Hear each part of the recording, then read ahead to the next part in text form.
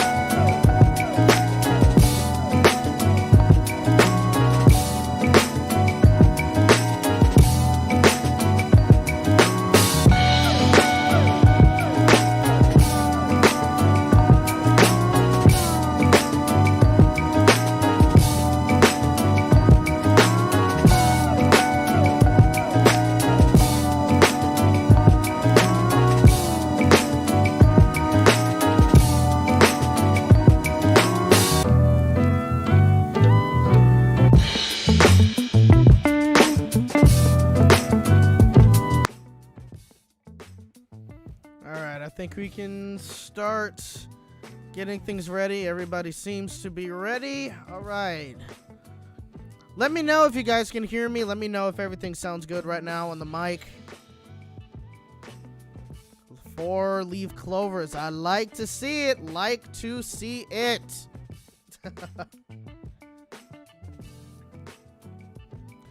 Money Man, professional cartoonist. Zeep the Walkie. Athena Grace, Zach's History Notes, Skeptor the Wolf. So you got a new avatar. Okay, I like it. Your mom, SJM, Mason Wrigley, Alter Ego Bro. I think that is about it. Oh, Silver Star just joined in.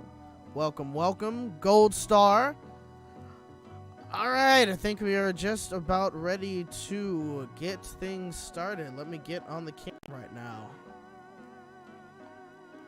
There we go. Happy St. Patrick's Day, ladies and gentlemen. Yes, I didn't necessarily mean to stream on St. Patrick's Day. I kind of forgot today was St. Patrick's Day a little earlier. But I have green on right now, so you can tell I did forget too much. Yeah, let me go ahead and hold on just for a quick second. Because I always like playing some sort of music in the background. Let's start from the beginning. There we go. All right. So, I love your... Mason really says, love your shirt. Thank you. Yeah, I'm not even sure if you guys can really even... see the shirt actually. You can't really see it that much, but it's an interesting shirt. I actually had to get this shirt for when I was doing my headshots for my acting agent, because he wanted me to have like some bright colors, mainly like green, red, and blue, like bright colors essentially, and yellow, I think. And so this was like one of the shirts that I think either I picked out or he picked out and I kept it or something. It's an interesting shirt though. Let me show you guys. All right. It says pitches. Oh, there it is. Pitches be crazy. It's an interesting shirt. I don't really wear it that often because it's that crazy, but I do wear it sometimes for like my headshots or when I do like self tapes. So I'll tend to wear those. So yeah. But how you guys been? How has everybody been recently? I know it's been a while. It's been over a month since we did our last live stream, which was about the Coyote versus Acme situation.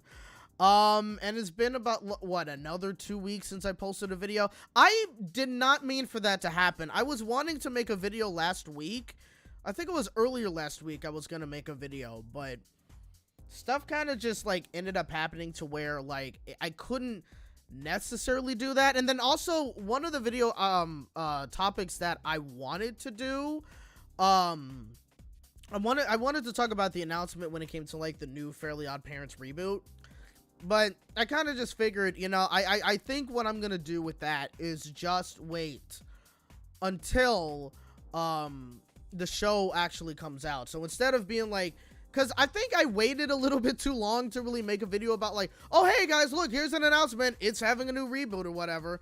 So I think I kind of was just essentially like, well, I might as well just wait on it, you know, just wait until the show comes out and then I'll make a video about it.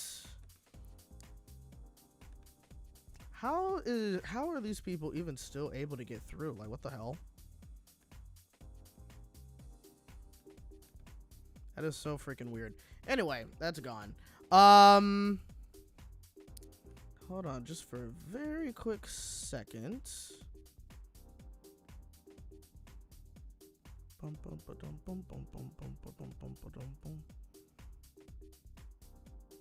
Yeah, can I not do that right now? Yeah, hold on just for a very quick second. Okay.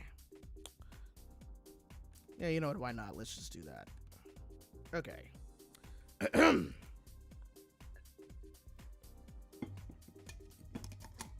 All right. So yeah, people like that are seriously just freaking like, they're useless. I don't know if you guys saw that in the chat, but people like that are completely useless. Anyway, but yeah, so I was gonna wait. I'm gonna essentially wait to make a video like until like that show comes out, I think. So I'm not necessarily going to really be doing a video on it. But yeah, like, so either way, I think I have a video idea. I'm not 100% sure, if I'm gonna do it. And it also kind of depends on like how things go for this week, because last week I only really had like the Sunday and Monday to really be able to do a video, because the way that we do videos here is that obviously I write a script and then I record it, and then now I edit, I essentially edit the audio, then I send it over to Gary the editor, Alex, right? And then he'll basically edit it the next day. That's kind of how we tend to do things. You know, I usually have to see when he's able to edit, because he's pretty busy throughout like a majority of his day, right? So he's not necessarily able to particularly just he's not able to like just like say, hey, I have a video that I want to do, and then boom, he instantly wants to, or not instantly wants to, he's instantly able to edit. Like, I can't really write a script, record it, edit my video or edit my audio and then send it to him instantly, and then he can just get into it. Now, like, his life is kind of crazy with his family and everything, so again, it's personal stuff that I can't really get into, that I would rather, you know, obviously. But yeah, so yeah, Gavin says the person who just called you the N-word is disrespectful and offensive. Again, I don't pay attention to people like that. Like, they're literally useless people. If they were to disappear right now, nobody would miss anything. Let's be real. I don't care how messed up that is to say, but that's how I view some of these people. If they literally were to just disappear right now, the world would lose nothing. That's all I'm saying. But anyway, again, that might be messed up, but that's how it is. But yeah, so I kind of have like somewhat like of a time schedule, I guess, in terms of like when I can make a video. If he's able to make a video, or if he's able to edit it, then we'll be able to have a video come out throughout the week. I'm gonna try to see if he is able to have like a video be edited this week. I'm not 100% sure, but we'll see. But also, like, you know, last week wasn't last week was a little hectic, all right, because on Tuesday I went to Disneyland to kind of do a vlog. I meant to do a vlog for Disney, but it didn't really necessarily work out. And so I may want to try to change my strategy in terms of how I do vlogs at Disney. I'm not 100% sure, but I might want to like switch things up just in case, because I don't want to necessarily go over there and try to record something. I was recording like their food and wine festival and trying to, you know, like eat some foods and whatnot. And sometimes that just doesn't really work out, mainly not necessarily because like, hey, I can't really find a place to put my food down and record and yada yada yada. I don't have an issue with that. It's just I'm still not the most comfortable, you know what I mean, in terms of like vlogging outside, and I don't necessarily like being at a table where I'm like, you know, they have like some stand-up tables sometimes. I don't like going over there and then there's a person right next to me at another table and they're kind of just minding their own business, but I'm kind of just like setting up a camera with this big microphone as well. Not this one, I got another microphone. Obviously I can't use this one on my camera, but I have another, like I bought another microphone specifically for the vlog so I can have like better audio. And I essentially excuse me, like I essentially like, what was it? I essentially like, I don't like setting that up, you know, when there's like way too many people kind of like surrounding me and whatnot. I just get kind of uncomfortable and a little self-conscious, you know what I mean? Like, granted, people are not going to really be watching me or doing whatever, you know, like they're not going to be looking at me or anything like that. But at the same time, it's just a me thing. I can't fully get too comfortable with it. So I don't know. I've been able to do it. It's just the day I was there, it was a little bit too busy. I couldn't really find like an area where I could kind of just be a little bit away from certain people, or like I couldn't find a table where people were not like at the next table where I could like film myself like trying out the food and talking, you know what I mean? So maybe that's just something I have to get over at some point. I don't really know, but it didn't really work out. But I may try the next time. I'm not 100% sure, but it's a whole thing. But also like on that Thursday of last week, I ended up having two things. One, I ended up going like further north, like somewhere in Glendora or something, and I went to do like a vocal recording because I'm about to do season 3 of my show that's on Yippee TV, Maggie's Market, so which is pretty cool. I literally film that show next Sunday. So I did a vocal recording because I sing like 3 songs in in season 3, so like I had to go up there and do kind of like a vocal recording, which was pretty fun. But also while I was up in that direction, I ended up going over to Universal Studios because I was already like up there. I had to drive like 30 miles to do the vocal recording. So it's like, you know what, if I'm up in that direction, I might as well also do something. So I ended up going to Universal Studios after like almost 10 years ever since the parks were open. Because like the last time I went was technically when the parks were closed, but they were doing like a food event and whatnot. So technically that counts and technically it doesn't, but still. But yeah, so like I kind of was doing a lot throughout this week. So this current week I have like not too much planned, so hopefully I will be able to do some sort of video. I'm not 100% sure what video I want to make exactly, but I'm definitely going to try to figure that out. Actually, nah, I might have an idea. So I'm not going to say it right now. Not that these videos are special or anything though, but like, you'll see if I do happen to come out with a video this week, you'll see what the video will be. Yeah, it's definitely possible. We'll see what happens there. But yeah, the only thing I really have planned for this week is, for one, getting ready for the filming. I'm going to be studying the scripts, of course. And also, Friday, I'm going to be heading back over to Disney to be able to see one of the returns of a very beloved fireworks show. And I can't wait for that to come back, so yeah. So that's kind of what's been going on. I've been going to Disney a lot because I have a pass now, and I'm able to make reservations to go whenever I want when it's available. But also, I've just been kind of like preparing for the show that's about to happen, or the 3rd season of the show, which has been pretty awesome. So yeah. But hopefully I'm going to be able to continue you know, like trying to start up making videos for you guys again. But also, even when I do filming next week, I do have like at least I think I have about like 3 days of off time. Or is it 3 days? Yeah. Monday, Tuesday, and Thursday.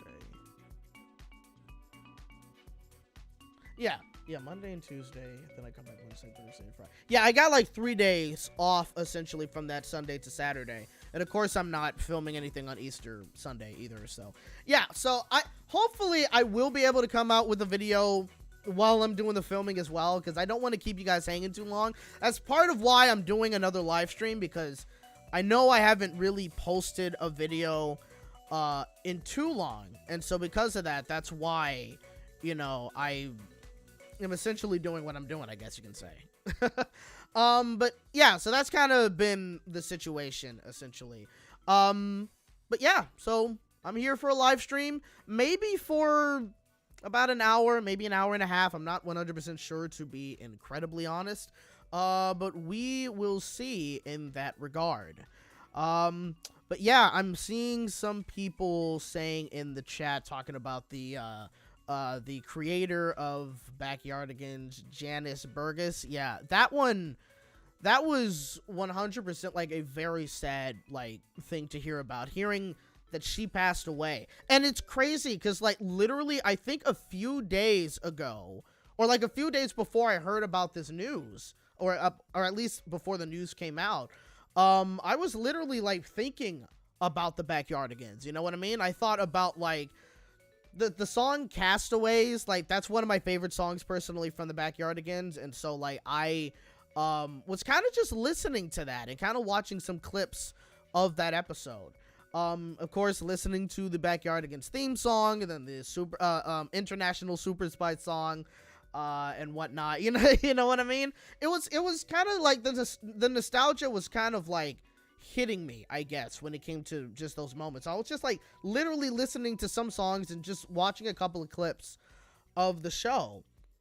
You know what I mean? And I was even thinking, I was like, man, if there is ever a show that Nickelodeon needs to bring back, it would be that one. You know what I mean? I don't think it would be great for them to do a reboot now of the Backyardigans, especially since she just passed. You know what I mean? But, you know, but like, yeah, like the Backyardigans was such a fun show. Like, I haven't really watched a lot of like, I haven't seen any of the episodes recently, even though, again, I was watching a couple of clips before news broke out that she died. But either way, like I think like I'm probably gonna try to check out a couple of episodes eventually at some point. You know what I mean? Again, it's just the nostalgia train. You know what I mean? Like yeah, it is what it is. That's how that's how it goes. You know, you start thinking about a show and then you're like, oh man, I really want to check that out again. It's been so long. Blah blah blah. You know what I mean? Like Wonder Pets, for example. I don't know if I could watch another episode of Wonder Pets. Like, that was a show that I enjoyed when I was a kid, but I don't know if that would be one that I would be able to check out again either. I mean, well, not either, but I don't know if that's a show I'd be able to check out. I don't know, but it could be. It could be, you know, but yeah. But obviously, 100% rest in peace to Janice Burgess. Like, she left behind such a big legacy, not even just with, like, the Backyardigans, but... And this was something like, after, you know, reading up on her, after learning that she died, I didn't know that she had, like, a hand in a lot of Nick Jr. shows, or just Nick Jr. in general. Like, I never knew that she was a fairly big part of what made Nick Jr. what it was back in the day. You know what I mean? And so, yeah, like, almost any show, like, if you've grown up, if you're around my age and you grew up with Nick Jr., she's had a hand in that, you know what I mean? Like, she was a part of your childhood, regardless if you saw the Backyardigans or not, you know what I mean? So, that was, excuse me, that was definitely, again, something I'm sure a lot of us didn't necessarily know that until, you know, we started reading up on her and whatnot, but, yeah, like, it's crazy, but she will 100% be missed, and, glad that she at least left behind such an incredible show, which is the Backyardigans. Like, that, people continue to talk about it, continue like listening to its songs and whatnot. It's legendary. It's definitely hit legendary status. So, yeah. The hell was that? I thought that was a bird. Yeah.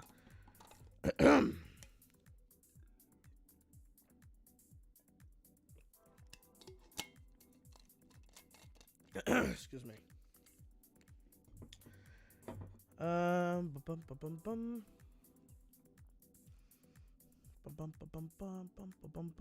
Your mom says you tripping. Wonder Pets the goat. No, it is. Trust me. It.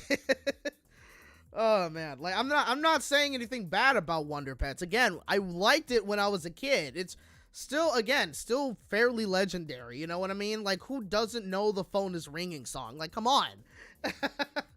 You know what I mean? It's just like I don't know if I would be able to watch it. I probably could. Am I that nostalgic over? Yeah, maybe. I mean, I'll be honest, I don't exactly remember too much about the Wonder Pets necessarily. But like, yeah, that probably would be something that I couldn't necessarily, hold on. The hell? Why is that on all caps?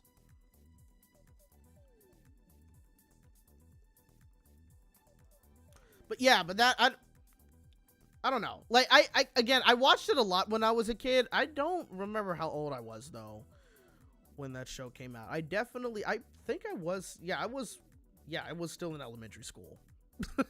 Like, I'm not going to be like, oh, I was in middle school when Wonder Pets came out and I was watching it then. That would be kind of weird. But, yeah, you know, like, but yeah. Alter Ego Bro says, do you think the new Looney Tunes is doomed to be written off for taxes? And no, I mean the Porky and Daffy movie. If you're talking about the Porky and Daffy movie, that's not gonna happen. Like, especially with how they're already kind of marketing it to be coming out and yada yada yada. Or not any promos, but we're hearing things about it. I don't think it's gonna happen. I don't think so. So it wouldn't shock me if it were to happen, though. But at the same time, I highly doubt that they're going to do that. Skeptor the Wolf says, I definitely remember the Wonder Pets as a kid. I also remember those Lenny the Guinea Pig shorts that were basically pilots for the series. You know, that's the thing. I don't remember those, right? Like, I did look those up. Excuse me. I did look those up a while ago. And I literally don't remember the Lenny the Guinea Pig shorts. I don't remember them airing that. Now, maybe at the time I wasn't watching Nick Jr., or at least I wasn't watching it as much, so I probably didn't necessarily see that when I was watching TV. To be honest, I don't know. But other people remember it. Even, I think Alex even remembers them. I'm not 100% sure, though, but I certainly don't. It's like Tickle You, for example. I 100% do not remember Tickle You at all. You know, like, I wasn't even watching. I don't think I was watching Cartoon Network all that much. And actually, admittedly, I was obviously in school. I was in school during the time Tickle You was airing anyway, so I most likely was watching Cartoon Network at the time, but then Tickle You was happening in the mornings, and of course, I would not have known that that was a thing. You know what I mean? Most likely not. But yeah, so, yeah. I don't know what I'm trying to say, though, but it's something. Definitely gonna see the day the Earth blows up when it comes out. Yeah, that does look like a fairly interesting movie. It looks like it's gonna be insane, especially with Porky Pig and Daffy. So I'm very curious to see what that's going to be about. Mason really says, I'm looking forward to the new Wonder Pets revival, even though it's going to take lots and lots of time to make it, because I have a feeling it might be kind of big and a surprise. Is that even, like, confirmed? Like, has the Wonder Pets revival even be confirmed? Like, as far as I know, it has never been confirmed. I don't know if there ever is going to be one, but I don't know. I as far as I know, I certainly have not heard. I haven't heard of a revival of the Wonder Pets at all. So like, I'm not 100% sure if that's true. Mason says it was announced back in February of 2023. Let me take a look at that. Wonder Pets revival.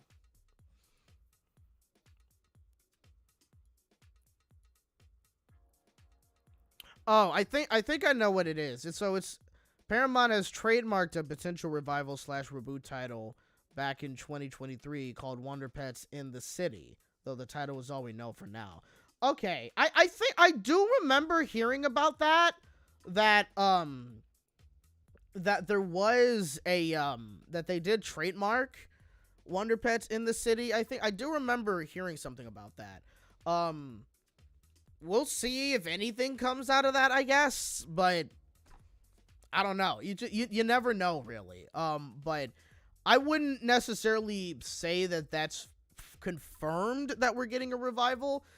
It's a possibility, maybe, but again, I can't necessarily say for certain that that's exactly what we're going to be getting. But we'll see.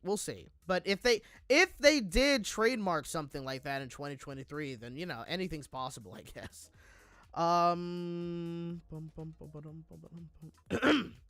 Zeep the Walkie says Tickle You shows weren't even educational from what I heard. Nah, they were definitely different from the kind of shows that you've seen, like, say, in the past couple of years on Cartoonito. Where Cartoonito shows were, I wouldn't even, well, can you even say that Cartoonito shows today are even, well, I don't even know if I can really say today, but like the shows that would air on Cartoonito like a couple of years back, could you really even say that those were all that educational? I mean, in a way, yeah, because I guess like you kind of do learn certain like certain life lessons in some of these shows, like in Bat Wheels and I don't know about Bugs Bunny Builders. The only one that I would know is Bat Wheels. That's it. That's really it. I wouldn't know about Bugs Bunny Builders or like Mecha Builders that used to air on there too. I wouldn't know. And even like the new series Hop, I wouldn't know about that either. Now Hop, speaking of Hop, actually, that show is releasing in April, so the April date that I had in the video was correct, but it's going to be on Max. So we don't know when it's going to be on Cartoonito. I would assume that it would be very soon afterwards, because it seems like what they're doing now is they're premiering the shows first on Max, and then they're going to be premiering it on Cartoonito / Cartoon Network. Because they even did it the same way with like Bat Wheels. Bat Wheels released their second season on Max first, and then they started airing it on Cartoonito. So that was kind of that's kind of how they've been doing things. So Hop, whenever that airs on Max, you'll most likely see it on Cartoonito soon afterwards eventually. So that's going to be pretty interesting. But yeah, like I if anything, what I also can say I remember when it comes to Tickle You, or at the very least from my research of Tickle You, is that a lot of the shows that they had, no one really talks about. Peppa Pig is the only show from Tickle You that's still ongoing. All the other shows left with Tickle You and kind of just faded into obscurity. You know what I mean? Like no one talks about any of these other shows. You can't, you know, so it's like it wasn't really like that much of a thing, I guess, if that makes sense. Excuse me, but like yeah. So I couldn't really even answer like when it comes to Tickle You, like were any of those shows even educational? Is Peppa Pig even educational? I don't know. I don't watch that that show, nor would I ever want to. So you know what I mean? But yeah, it's interesting. It's certainly interesting. Also, speaking of Cartoonito as well. Hold on. Also, seeing when it comes to Cartoonito as well, we also got a confirmation about Barney's, what was that called? Barney's Big World? shoot, I don't even remember what it was called. If you all know, we have a new Barney reboot. Barney's World. Okay, I was close. I said Barney's Big World. It was Barney's World. There we go. But yeah, Barney's World. Thank you, Mason. We have if you guys don't know, which I'm sure everyone that's watching this stream, you know, we do have a new reboot essentially coming over. And Mattel, I think it was like a couple of weeks ago, they had like a investors meeting. And I was actually able to check out like the presentation of the meeting. Not everything, like they had like kind of like a slideshow of, you know, everything that people were talking about or something. I kind of forgot. But either way, I was able to kind of check that out. And there was confirmation essentially that Barney's World is going to be coming to Cartoonito. They specifically said going to Cartoonito in the fall of this year. So, if anything, that kind of just tells you that you're not going to be, that, like, Cartoonito isn't necessarily going anywhere. Which is kind of what I wouldn't say I predicted it in my last video, but I kind of speculated it in a way. It was because, since we're getting these new shows, Cartoonito's not going anywhere, and yada, yada, yada. And since they're still saying Barney's World is going to Cartoonito in 2024 in the fall, then yeah, like, it seems like it's staying. You know what I mean? Even if it is running for... It's an interesting thing, right? Because Monday through Thursday, it's running for an hour because We Baby Bears airs at 8:30. But on Friday, Jessica's Big Little World airs at 8:30, taking the place of We Baby Bears. And when Jessica's Big Little World is being aired, they have the Cartoonito branding there still. So Cartoonito lasts like 30 minutes longer on Fridays as of right now, whereas on Monday through Thursdays, it's only an hour. It's so weird. It's freaking weird. It's sometimes I don't necessarily really like understand much about what's going on with Cartoon Network. You know what I mean? So it's a little confusing to me, but that's kind of essentially what's going on right now. Your mom says, hasn't it been 2 years since Cartoonito first released? It's been this year, I think, would officially be its 3rd year because didn't it come out in 2021? Yeah, it came out in September of 2021. So, yeah, September of this year will make it essentially 3 years. So it definitely 100% outlasted Tickle You, even though it's been losing its hours, and it's only it's like essentially 90 minutes now, except for Monday and Thursdays where it's an hour. It's weird. Yes, Housewarming Bomb. It's been 2 years and a half. Yeah, essentially 2 years and a half. So it's interesting. I'm sure a lot of people didn't think it was gonna last that long because of how Tickle You only lasted for like almost a year or something, I think. But yeah, it's still here. I can't say it's thriving, but I guess it's gonna be like improving eventually. Again, if we're still getting new shows this year for Cartoonito, they're gonna be doing something with it. You know what I mean? Gold Star says Cartoonito doesn't have enough programming to be its own channel. Right. I mean, and the thing is, they could. It's just like they would need to acquire some more shows, which, granted, that's kind of what they're doing. Hop is an acquired show. Barney's World is an acquired show. And Dylan is also an acquired show. That's another show that is going to be coming to Cartoonito at some point. So, yeah. And again, I've said this before as well. I think I've said it either in like the last couple of streams I did. Cartoonito would not have been able to warrant its own channel as of right now, right? Disney Junior, which was also previously known as Playhouse Disney, did not start off with its own channel. They eventually ended up getting their own channel. They still, of course, air on Disney Channel. but they didn't get their own broadcasting channel until like years later. Same with Nick Jr., right? Nick Jr. didn't get its own broadcasting channel until years later. Actually, Nick Jr. first was Noggin. Like, Noggin technically was its first iteration of having its own channel, but then Noggin ended up turning into Cartoonito ended up turning into Nick Jr. But the thing is, with Noggin as well, it was that Noggin also was part of a channel called The N, which I never really watched. The N, I barely even know what the heck The N was.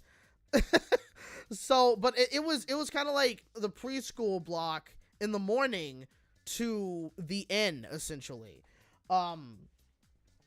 So I do 100% remember that. But either way, you get what I'm saying, is that like Nick Jr. didn't necessarily have its own full channel until years later. So the same, if Cartoonito were to improve, and let's say that it were to become fairly successful, The N was the former teen. That's what I thought. I was wondering, it was like, because I was about to say, wasn't The N technically Teen Nick? And so you guys confirmed that. Yes. Okay. That's kind of what I thought. But yeah, like, even then, Noggin was a preschool block for Teen Nick at the time, which is kind of interesting and weird, but like, but that's what it was at the time. And then eventually Nick Jr. ended up becoming its own channel. And then they ended up having Nick Mom at the end of that, and nobody talks about that. Now it's its own full channel. But yeah, again, like, Cartoonito, if Cartoonito were to be a much more successful block than it is now, and let's say that it were to sustain its success for years to come, like, let's say 5 years from now, Cartoonito is still like a huge success on cable. That's if cable even is still like a thing right now, which it could be, because it's a whole thing. It's a whole thing with like streaming and cable, and streaming is like, they're kind of pulling back on streaming right now, or streaming is losing these companies a lot of money, and blah blah blah blah blah. Are they going to try to move things? You never know. But like with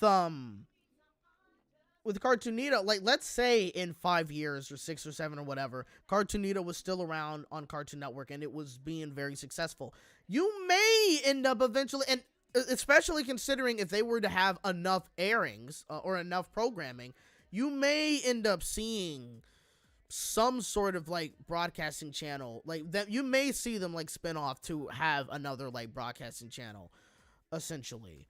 But as it is right now, especially with it still technically being a new thing, it having its own channel just would not really be like a great business move, I think, for them to make. Because who would say that, who would be able to say that it would be successful right off the bat if it was just a new channel? You know what I mean? That's kind of what I'm essentially saying there. So, yeah. House Wonder Bomb says streaming is going to fail sooner or later.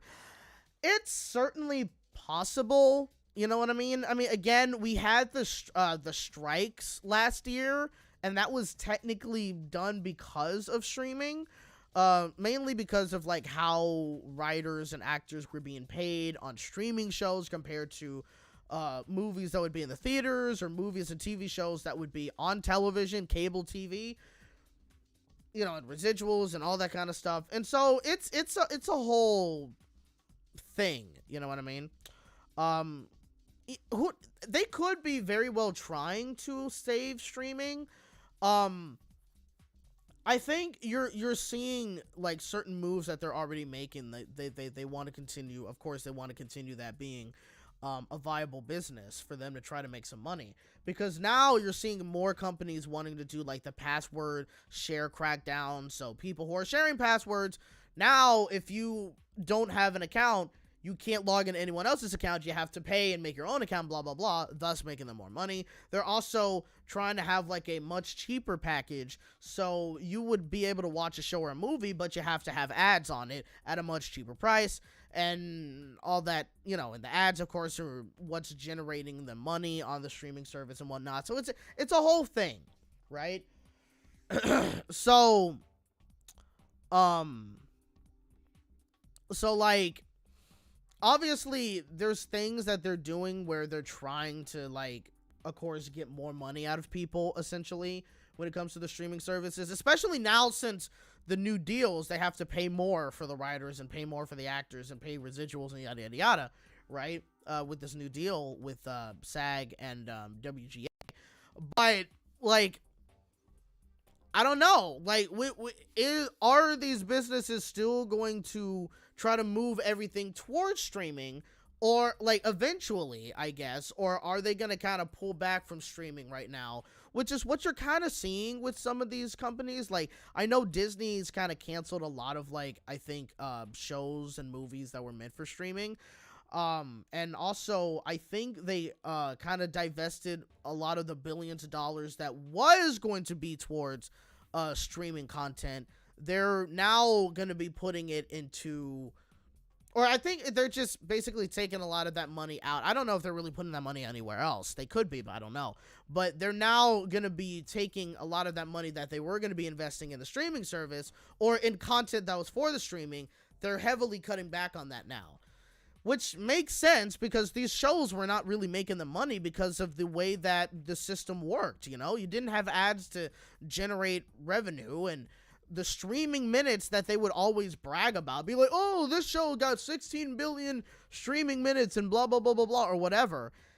That doesn't really generate money, you know what I mean? What generates money is the amount of people that are paying monthly for these streaming services. But even then, like, it still wasn't really enough for a lot of these streaming services to be able to make a profit. They're still losing money off of streaming. So it's that whole thing. We literally have, like, no clue, if anything, if we have no clue really if streaming is fully going to be going away. I'm not quite sure if it's going to fully go away. I think it's definitely going to change, like, because of the strikes that happened for a very long time. A lot of things are going to be changing in the industry. It isn't even just going to be with streaming. Television's going to be changing. Movie industry is most likely going to be changing. We may not necessarily see that as of, like, right now. We might see it in the future, like, how these things how the strikes really, like, changed, you know, the industry. You know what I mean? And so, it's going to be interesting, I guess, to see, like, how the future necessarily is in particular, when it comes to, like, streaming services and cable and movies and whatnot. Like, it's gonna be interesting to see if they are gonna still try to go towards streaming, or are they gonna try to move things toward more of the traditional media and whatnot. You never know. Like, you literally never know necessarily how they're gonna be doing things. So it's gonna be kind of interesting. Gold Star, Disney wants to pivot its audiences to Disney Plus. They want Disney Plus to be the main hub for Disney entertainment. If they want to do that, then Disney needs to come up with more shows other than Marvel and Star Wars. Because that's kind of been, like, a majority of the stuff they've been coming out with on Disney Plus. And even those are kind of starting to feel a little stale to a lot of people, you know? So if that's something they truly want to do, which I know that was something they wanted to do before, I don't know if that's fully something they want to do now, but if that's something they wanted to do, then they truly have to, like, really start creating way more shows for Disney Plus, shows that are worthwhile. You know what I mean? So so we'll see what happens in that regard, but, like, you know. But also, like, I'm just hoping, especially after the strikes happen, I'm really hoping that if more people are to start moving towards streaming like these companies want them to, I'm just hoping that everybody who is working on these particular shows, like the writers, directors, actors, and all that stuff, I'm hoping that they get their fair payment. And not, oh, we're putting it on streaming so we don't have to pay you as much and you don't get residuals and blah, blah, blah, blah, blah. I hope that doesn't happen anymore. And I'm hoping that they are fully getting what, you know, I'm hoping they're fully getting, like, what, you know, what they worked for, essentially, if that makes sense. Goldstar says, agreed, Josh. Disney should focus more on other franchises besides Star Wars and Marvel. I think they definitely, it seems like they are moving towards that. Even with like Marvel, I think they're starting to, hey, Kawaii Life Antonio, welcome to the stream. But yeah, I think they're starting to pull back from the constant Star Wars and Marvel stuff on Disney Plus. Now that I'm not 100% sure, but it seems like it, because yeah, like I'm sure a lot of people, you know, like at the very beginning when you saw all this Marvel and all this Star Wars franchise stuff, I'm sure a lot of people were like, "Oh my God, this is awesome! Look at all the stuff we're getting," and blah blah blah. Like at the very beginning of at the very beginning of Disney Plus, when they started doing that, I'm sure a lot of people were very excited. But again, I think people are starting to get a little tired and they want some more stuff. You know what I mean? So, we'll see what'll happen in that regard, but I'm not exactly quite sure. You just never know. Mason really says, hope Disney doesn't shut down. If you're talking about Disney Channel, I don't think that's going to be shutting down anytime soon. I doubt it. It has been shutting down in other countries, but I don't think they're going to be shutting down Disney Channel anytime soon here. It just it just wouldn't necessarily I don't think it would necessarily make all that much sense for them to particularly shut it down. Because also you do still have people watching cable, right? Not everyone is necessarily going towards streaming.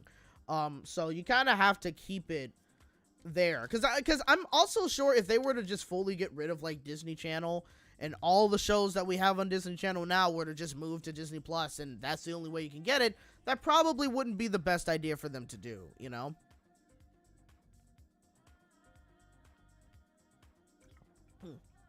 And they were probably, and that's the other thing, they were probably able to shut down Disney Plus in other countries, maybe because the market in those countries were different. Like maybe Disney Channel in the countries that they were shutting down were not necessarily doing so well, right? But Disney Channel here is probably okay enough to where they can continue to operate, essentially. That's my personal opinion, honestly, with that. Kawaii Life Antonio says Boomerang may bounce back. You know what I've been noticing with Boomerang, like I don't have Boomerang right now, but apparently with like this new like deal, because I have Spectrum right now, and I guess like one of the account that we had with Spectrum was we had Time Warner Cable before it turned into Spectrum, and so I guess my account was still technically a legacy account, and so now they're changing it into like a regular account so I can get like more access to certain things. I think it's something like that. But either way, like on the 20th, starting this Wednesday, I'm going to be able to have access to Boomerang. So very excited for that. Haven't had access to Boomerang in a fairly long time. But either way, like I've been noticing that it seems like Boomerang is starting to, you know, make certain moves right now. Like the schedule has been changing, and I've seen them posting a whole lot more on social media now. More people, like this, the people that I follow for like certain television, like, news, you know what I mean? On like Twitter and stuff, they tend to, they've been posting a bit more about like Boomerang and what like moves Boomerang has been, making essentially.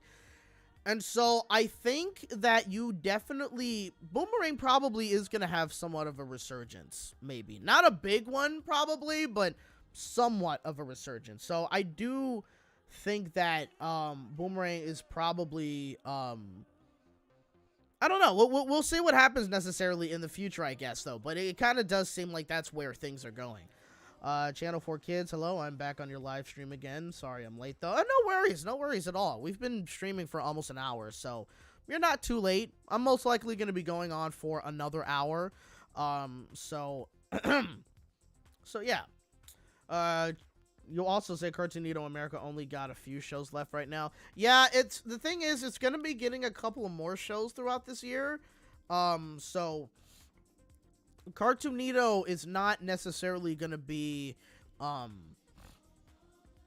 excuse me, Cartoonito is not necessarily gonna be a um something that's gonna go away like this year, because again we had another confirmation with Barney's World getting an air date, or at least not a specific air date, but we know that it's gonna be coming to Cartoonito in 2024. I mean, obviously this year, but in the fall of this year. So that was essentially announced by Mattel earlier this month. So Kawaii Life Antonio says, as it lasts an hour a day, it might focus on streaming in the US. I mean, it's certainly possible, but, and I was mentioning this earlier. The interesting thing about Cartoonito right now is that Monday through Thursday it's lasting for an hour, because We Baby Bears currently airs at 8:30, but on Fridays when Jessica's Big Little World airs at 8:30, it's still Cartoonito. So Cartoonito on Fridays right now still airs for 90 minutes. Which I still think is weird and whatnot with whatever they're doing, but it's basically, you know, it's basically like that's kind of just the situation of what's going on right now. Zach History Notes says, excuse me, Cartoonito needs to get his hours back. I'm sure when it comes to the newer shows, right? Because again, we got Hop, we got Dylan, and we got Barney. And I guess we might have a couple of others coming this year, but I'm not fully sure of that. But when it comes to these 3 shows coming to Cartoonito, right? You most likely will get some hours back. I doubt that we're gonna get 6 a.m. to 2 p.m. returning. They don't have enough shows for that, obviously, but you could possibly see them like lasting from again, depending on how things go, you could possibly see them having what am I trying to say? You could possibly see them lasting from like maybe 7 to 11 or something, maybe, or 7 to 12 if it were to get more shows and they would have a lot of like airtime for stuff. Who knows? Like there's really no way to like honestly predict the future when it comes to Cartoonito.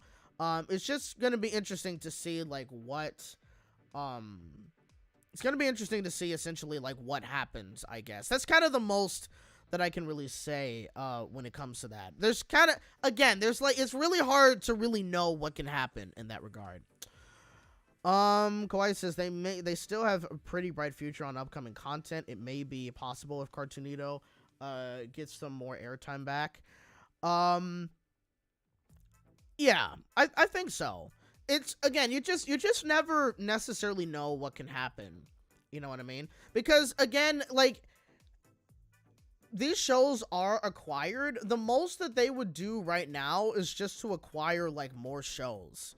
You know what I mean? Like, again, because like Barney, Hop, and Dylan, and another one, Silly Sundays, I think that's supposed to be coming this year, because I remember that was announced a while back.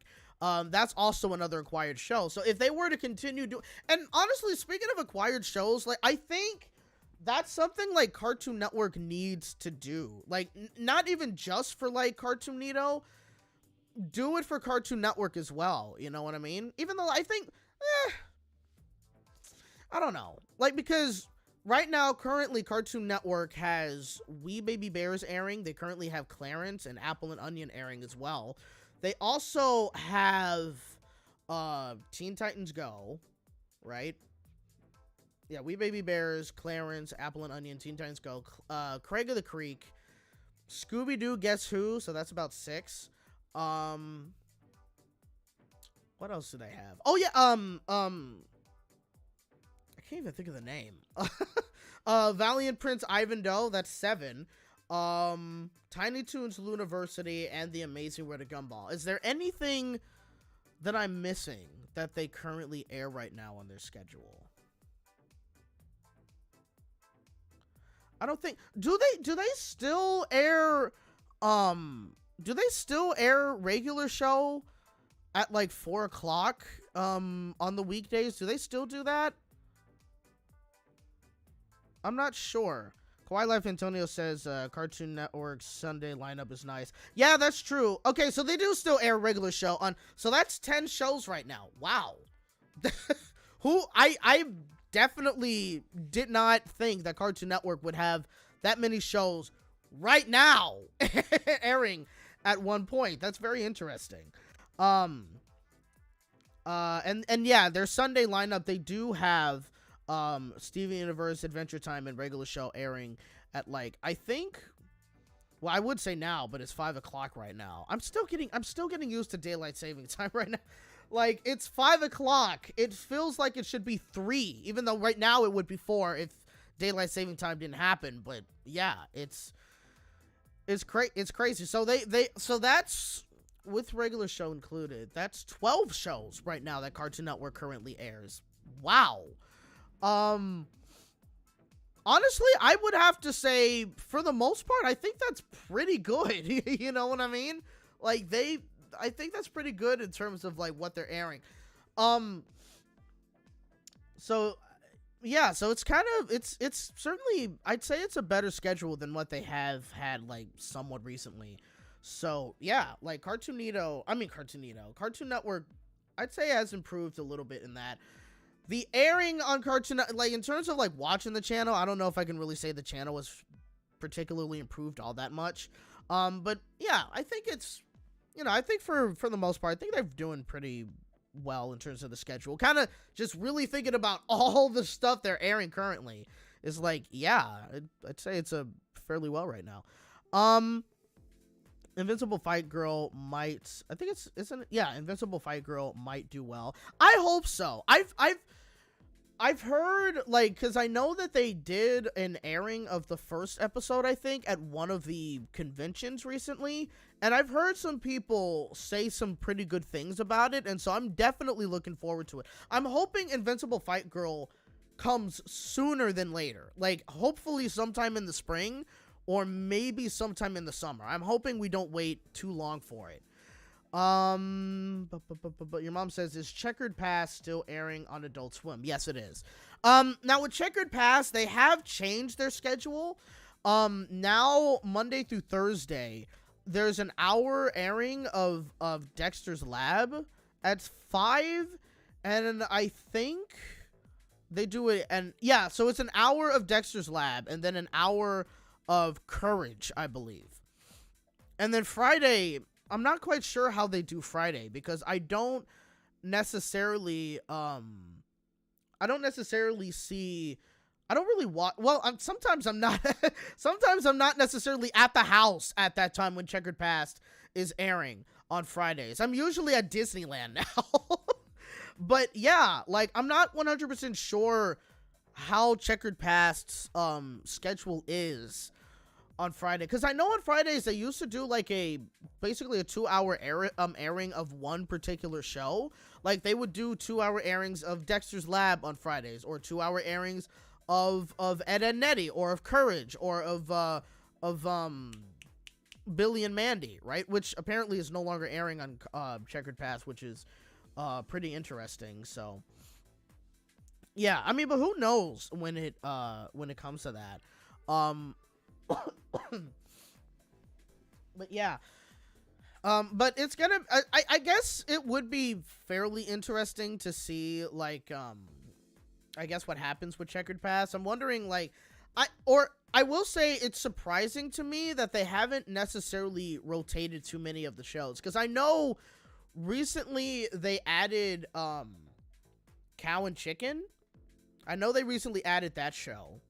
And they also aired, I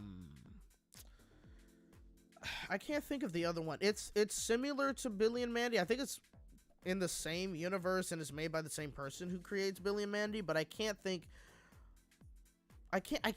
of the name of that show, because I don't know if I've even seen it before. I'm not 100% sure though, but it's something. But yeah, but I'm surprised they haven't really rotated even more shows. Like, somebody just mentioned they should air Johnny Bravo. Yeah, one Mikey 19. Hey, it's nice to see you here. But yeah, Johnny Bravo. I wonder if they would air Johnny Bravo. Is Johnny Bravo considered too controversial right now for them to even want to air or something? I don't know. I mean, like, obviously a lot of people still love the show. But is it considered controversial for whatever reason? I don't know. It's something. But yeah, I think they should be airing that. I'm surprised they haven't aired Codename Kids Next Door at all. You know, like, you think like they would be airing that particular show, but they haven't yet. I'm not quite sure why they haven't. What other show should they? I don't know about Powerpuff Girls.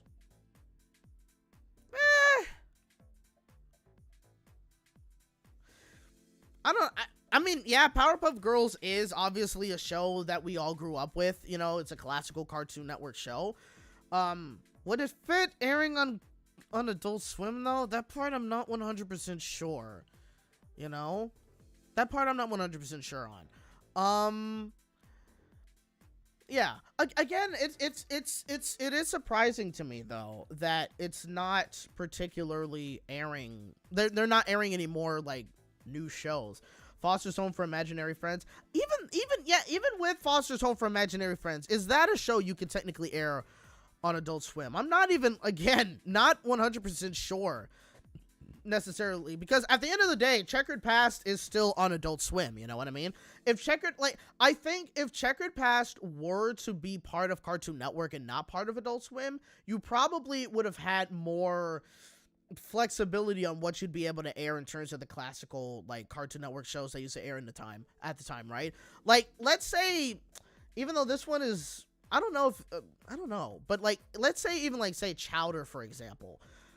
Let's say if they wanted to air Chowder on Checkered Past, I don't know if they would, because, I mean, for one, Chowder is technically a later show. It came out around, like, what, 2007 or so? 2006, 2007?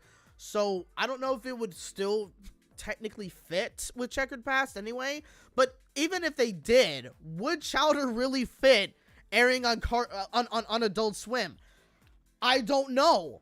Dexter's Lab technically works. Ed and Nettie technically works. Courage technically works. And so did Billy and Mandy. You know what I mean? But some of these others, I'm not 100% sure if they would fully work on Adult Swim. That's the whole thing. You know what I mean? So it's gonna be yeah, Kawaii Life Antonio says seeing Chowder on Adult Swim would be cursed. I think so. Honestly. I think it would certainly be weird if anything else, you know what I mean? I mean, because the other thing to also consider is that, like, Adult Swim, it's still called Adult Swim, and it's still, you know, it's the adult block for Cartoon Network, essentially, you know what I mean? It's got certain raunchy shows, especially later at night, you know what I mean? So, it's not necessarily for kids, so I'm not really 100% sure if some of these other shows would work if Checkered Past is, you know, since Checkered Past is still on Adult Swim. So, again, I'm not really 100% sure. Like, Adult Swim better than Nick at Night. You know, it's interesting that you mentioned that, because Nick at Night is a totally different vibe than Adult Swim. And even then, like, Nick at Night is not nearly what Adult Swim is. Adult Swim is way more raunchier than what Nick at Night is. Nick at Night is literally just friends. Maybe a little bit of Mike and Molly, and they did have George Lopez way back in the day. I remember that. But those shows were mainly just for, like, older audiences. It wasn't like, hey, we're for adults, guys. Let's start saying, you know, like, talking about sex all the time, and, you know, talking about, like, cussing in the storm and yada yada yada. You know what I mean? Like, it's not like Adult Swim. And even then, right? Like, you've kind of been seeing this a little bit recently now, where sometimes you have a SpongeBob airing during Nick at Night hours, usually like in the beginning hours or something, but sometimes that happens. Or sometimes they'll be airing like one of their movies, like Cloudy with a Chance of Meatballs, or Hotel Transylvania, or whatever, or it'll air after a certain time, and it would be considered Nick at Night time. You know what I mean? They can do that because Nick at Night is not like Adult Swim where it's really out there. You know what I mean? So that's kind of the situation with Adult Swim, which is why it still feels a little weird to see some like Cartoon Network cartoons on Adult Swim, but it would feel much weirder if you saw a show like Chowder or Foster's Home for Imaginary Friends, or even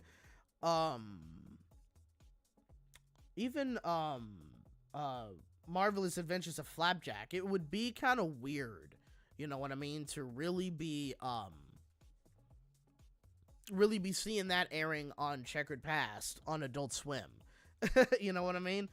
So that's probably why they haven't really been rotating a lot of shows, maybe because they're kind of somewhat limited on what they can air there.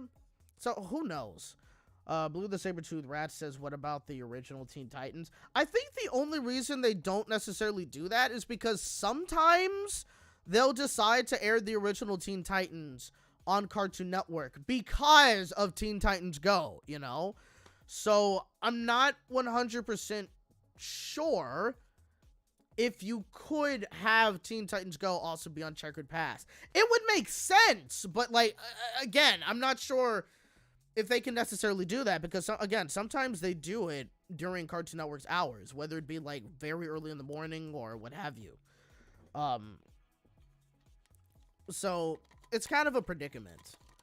Kawaii Life Antonio says, I can see Samurai Jack on Checkered Past. It was on Adult Swim before, and the revival era Toonami as in the Cartoon Network seasons, and not counting season 5. Yeah, I also thought about that too recently. Like, I'm kind of surprised they haven't aired Samurai Jack on Checkered Past yet either.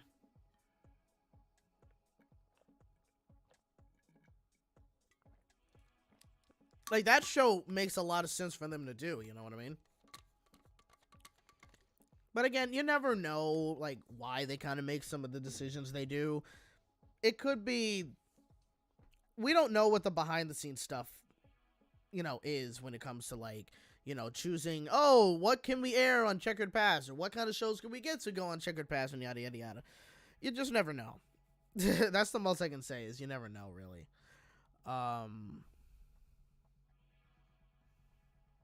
I'll get to him later. Your mom says, imagine if Seeing Real came back. I highly doubt that Seeing Real would ever return. But I don't know. It certainly would be interesting. But if they were to have Seeing Real return, that would be a very well sign that, like, Cartoon Network financially isn't doing so well. Yeah, you know what I mean?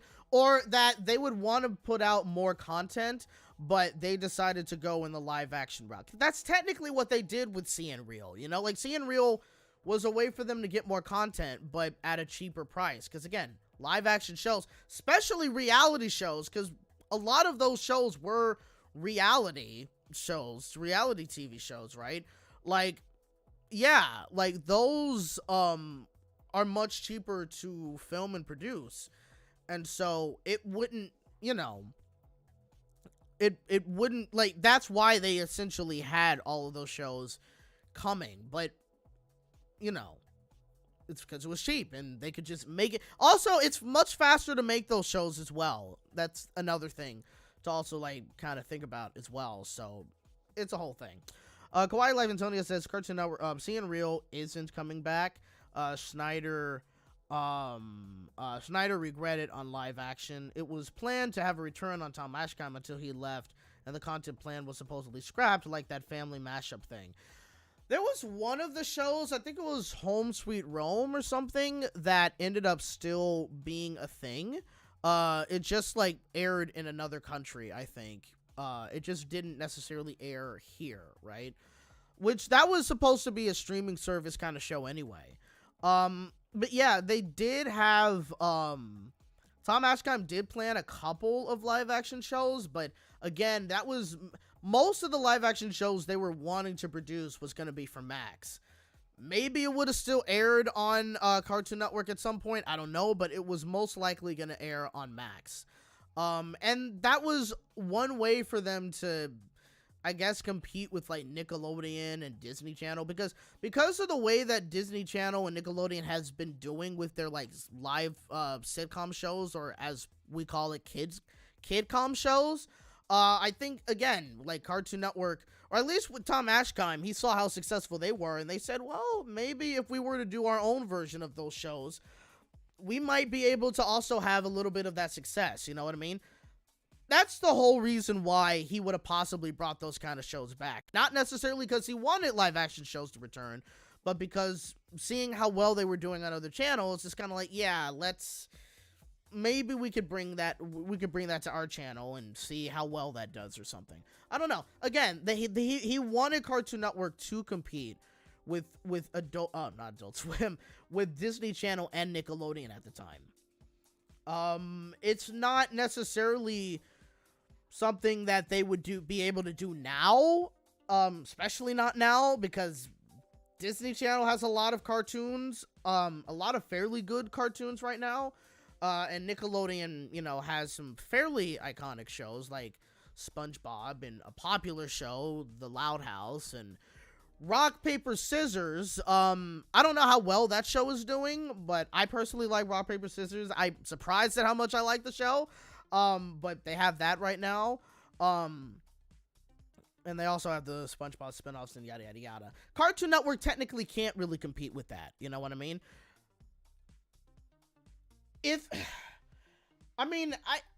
Cartoon Network definitely, like, if they still want to create, like, new shows for their channel, I do think that they really need to step up their game in terms of what kind of shows they have. Not saying that the shows that we get now are bad. Like, I'm not the biggest fan of Tiny Toons University, but I can't say it's a bad show, you know what I mean?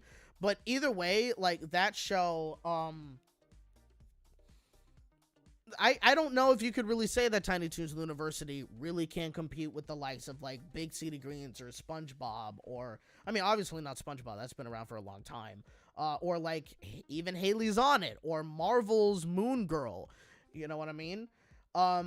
They kind of need more shows like that, I think. I'm surprised that Cartoon Network, I mean, yeah, we have a DC show, which is, well, damn, I kind of just thought of that. Yeah, like, we have Teen Titans Go, but Teen Titans Go is no Moon Girl, you know what I mean? Moon Girl obviously blows it out of the water, that's an amazing show, okay? We were going to have My Adventures with Superman on Cartoon Network, but they moved it to Adult Swim. So there you go on that end. Cartoon Network needs a show like that. You know what I mean? They need to have more action shows. And granted, we are getting Invincible Fight Girl coming this year. But it would have also been great to have had My Adventures with Superman, you know what I mean, making its way to Cartoon Network and not being moved to Adult Swim. But it is what it is. That's what they did. So, But I think they should have, like, another show that's for, I think, like, they should have, like, another particular, like, DC kind of show for Cartoon Network, you know what I mean? One that could be like a mix of comedy, sure, but also have it be fairly action-packed and have it be a show that people would talk about, you know what I mean? Where people, like, make a lot of videos on it, or they talk about it on Twitter or whatever, or something like that. That's kind of what they need right now. That's what Nickelodeon and definitely Disney Channel has, but Cartoon Network doesn't have that, you know what I mean? So they kind of, they need to kind of fix their strategy in terms of, like, what kind of shows to bring to Cartoon Network to make them more relevant, if that's their goal. I don't, that may not be their goal right now, you know what I mean? I don't know, but if that's something they want to do, I think they kind of have to, like, really think about changing the strategy on what kind of shows they are. Look, I like We Baby Bears, all right? I think it's a fairly good show. Is that going to be a show that a lot of people are going to be talking about? No. I like Craig of the Creek. Craig of the Creek's been here for a while, but it's going away. We do have another season of The Amazing World of Gumball coming, so that could very well get people talking about Cartoon Network again. Invincible Fight Girl could also get people talking about Cartoon Network again. Teen Titans Go, I think, has lost a lot of its relevancy. I barely see anyone talking about it. I don't think anyone cares anymore. You know what I mean? Like, Teen Titans Go is just, it's just there. You know? Yeah, it's still airing some new episodes currently, but it's just there. Does anyone care about Teen Titans Go anymore? I don't think so. Again, Tiny Toons University. Can you really put that up with some of the other shows that are happening right now? Not on like Nickelodeon or Disney Channel. Not really. So you kind of get what I'm saying in that regard. Is that like it just, they kind of just need to switch things up. Like, try to have something like that, you know, would be loved by a huge audience, whether it be kids and teens and adults or something. Like, they need to have something like that. Like, they used to do that back in the day, you know what I mean? But yeah, like, I think they just literally need to, I don't know, they got to switch things up. If they're trying to keep Cartoon Network as a cable channel and want to keep it thriving or whatever, they got to switch things up. Now, will they be able to do that with Warner Brothers Discovery? I don't know, but hey, yeah. Kawaii says, yep, Teen Titans Go is still being hated, which the show is a mixed bag on the community. I just don't care about the show anymore. I can't even say, like, I hate Teen Titans Go anymore. I obviously am not watching it, you know what I mean? But I just don't care, you know? It's there, it's whatever. It's gonna die soon, but if it's still here, it's whatever. I literally just don't care. And also, what's the point of even, like, complaining about it anymore? It's been here for about, like, 10 years right now. Like, you're wasting your breath. Like, excuse me. You're wasting your breath still, you know, like, complaining on how bad of a show it is and blah, blah, blah, blah, blah. It's not gonna get any better. They're gonna continue using your hate-filled rants and using it in their show to make fun of you and blah, blah, blah. What's the point? Just stop. That's kind of what I'm saying in that regard.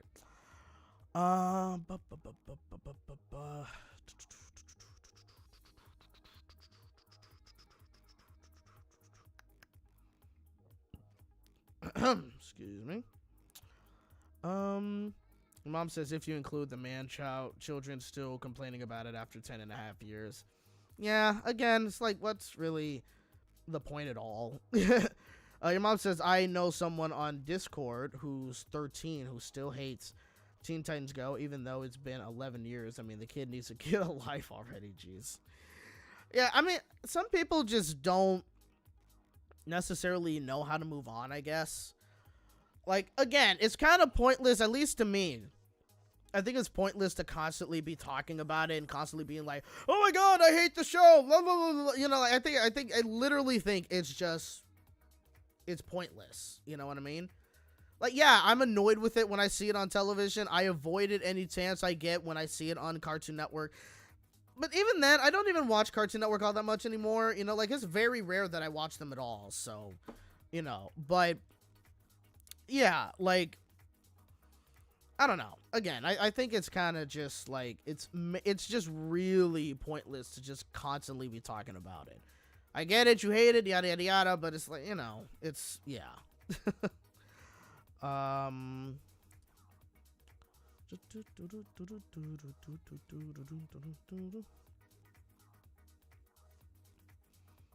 Kawaii Life Antonio says Gumball is easily not going away anytime soon, especially on reruns. Oh, absolutely not. Again, when the show comes back, people are going to be talking about it everywhere. I'm hoping that the show is just as good as it was when we left it, or at the very least, I hope it's good as like the season 2, 3, 4, and 5. You know what I mean? And possibly season. I mean, season 1 is a very, very different beast, I would say. There's people who don't like season 1 of The Amazing World of Gumball because it's definitely very different than the rest of the seasons. I have a soft spot for it. It's still fun, you know, like, it's very different, but yeah, like, I still enjoy it. But yeah, I'm hoping that the show is still good once it returns. So, keeping my fingers crossed on that. I don't know when it's gonna come back. I know they're working on it now, but Yeah. Zachary History Note says I can't wait for Phineas and Ferb to come back. Same. I'm definitely looking forward to Phineas and Ferb coming back. I have a good feeling that the show is still going to be fairly good. You know what I mean? Like, I thought and granted, yeah, this was made like a couple of years ago, but I thought the movie Candace Against the Universe was still very good. It felt like they never left. You know what I mean? The movie did have certain flaws and whatnot though, but either way, still, it's like, I think, the comedy was still there. The characters were still the same kind of people. Like, there wasn't too much change in terms of like the characters and the writing style and whatnot. So I have a feeling that we're still gonna get a good show when it comes to Phineas and Ferb. And also, you do have Hamster and Gretel, which is created by the same person. And I personally, honestly, I think that I'm not the biggest fan of the show, I will say. Like, I don't watch it a lot, but when I do kind of watch it, yeah, it's all right. You know what I mean? There has been moments that did make me laugh in the show, I will say that. So again, I still have a fairly good feeling about about Phineas and Ferb once it returns. It's gonna be on Disney Plus though, and I have Disney Plus, so thankfully I am able to check it out whenever it comes out, which will be, I think, later on this year. So that's very exciting.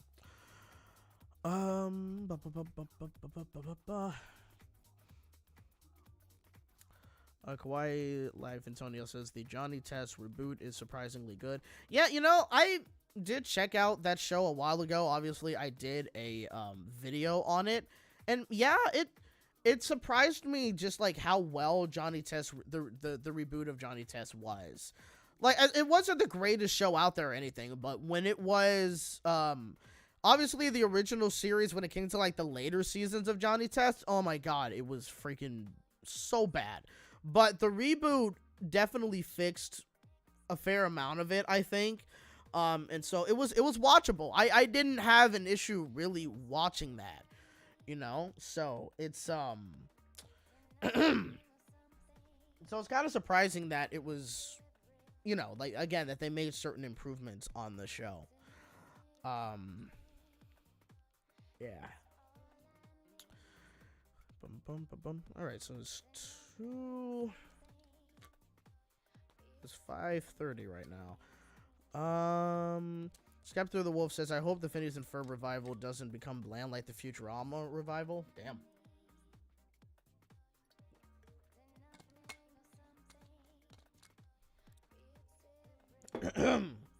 I haven't seen much of Futurama, or at least not recently, and I definitely have not seen the reboot or the revival at all, so I wouldn't be able to make a comment on that at all. The High Fructose Adventures of Annoying Orange needs to come back to Cartoon Network. Absolutely not. Absolutely not. Okay, like, that show, no. I don't really know what they were even thinking when it came to the Annoying Orange having its own television show. Annoying Orange worked, when it was like those 3 or 4 or 5 minute videos on YouTube, but it did not need to make its own series. Like, again, I'm not even sure what they were really thinking when it came to that. It's like, nah, man, I literally no. That show, it literally did not know. Annoying Orange is kind of irrelevant as it tried to compete with Fred on Nick. Even then, like, Fred was also a show that did not need to happen. That was another show that didn't need to happen. Like, oh my gosh. Fred, again, worked as a 5-minute, like, one-person video on YouTube at the time. But Fred the show, it was 100% weird. So nah. Annoying Orange. Do they even still make videos right now? Yeah, Annoying Orange still makes videos on YouTube. how they are still making videos to this very day.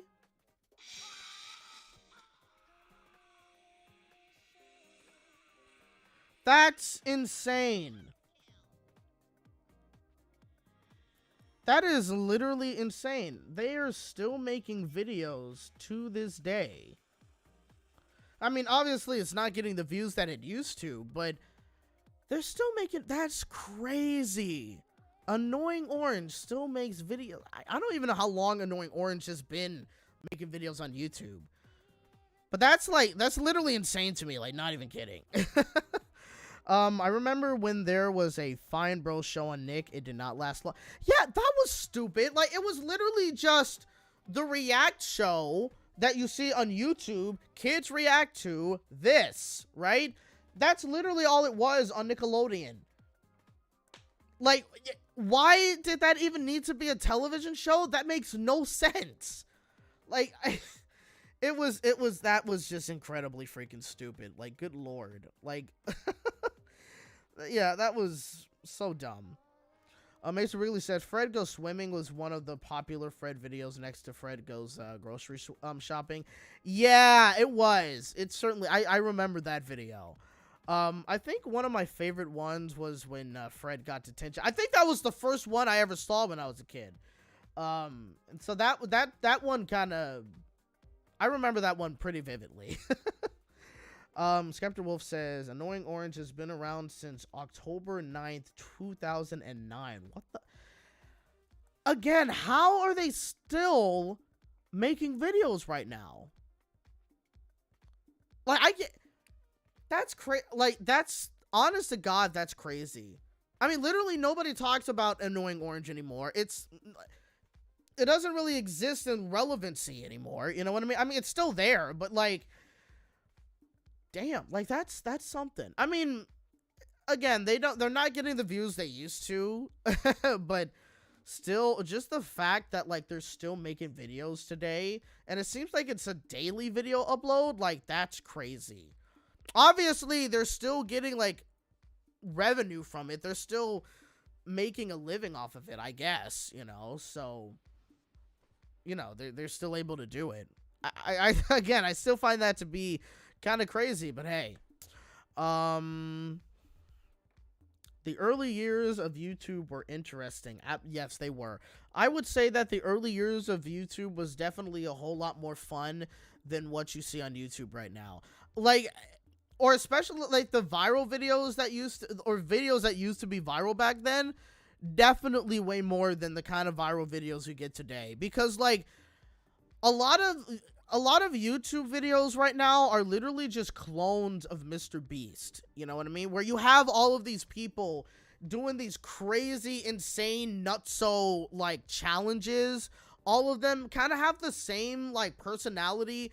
You know, the crazy, hey everybody, today on YouTube, we're going to be doing this crazy challenge. Oh, and it's going to be blah, blah, blah, blah, blah. All these crazy zooms and crazy sound effects. And then you have to have like the freaking text on the screen. Today on blah, blah, blah, we're going to be doing 10 challenges. Like it's so annoying. And it's literally all the same crap. Some of them, like it is literally freaking insane just how everybody who is making all of these videos and they have millions of views and millions of subscribers literally make the same kind of stuff on YouTube. Same kind of videos. It is literally insane to me, right? You will never, ever, ever, ever, ever catch me doing that BS. Like, you just, no.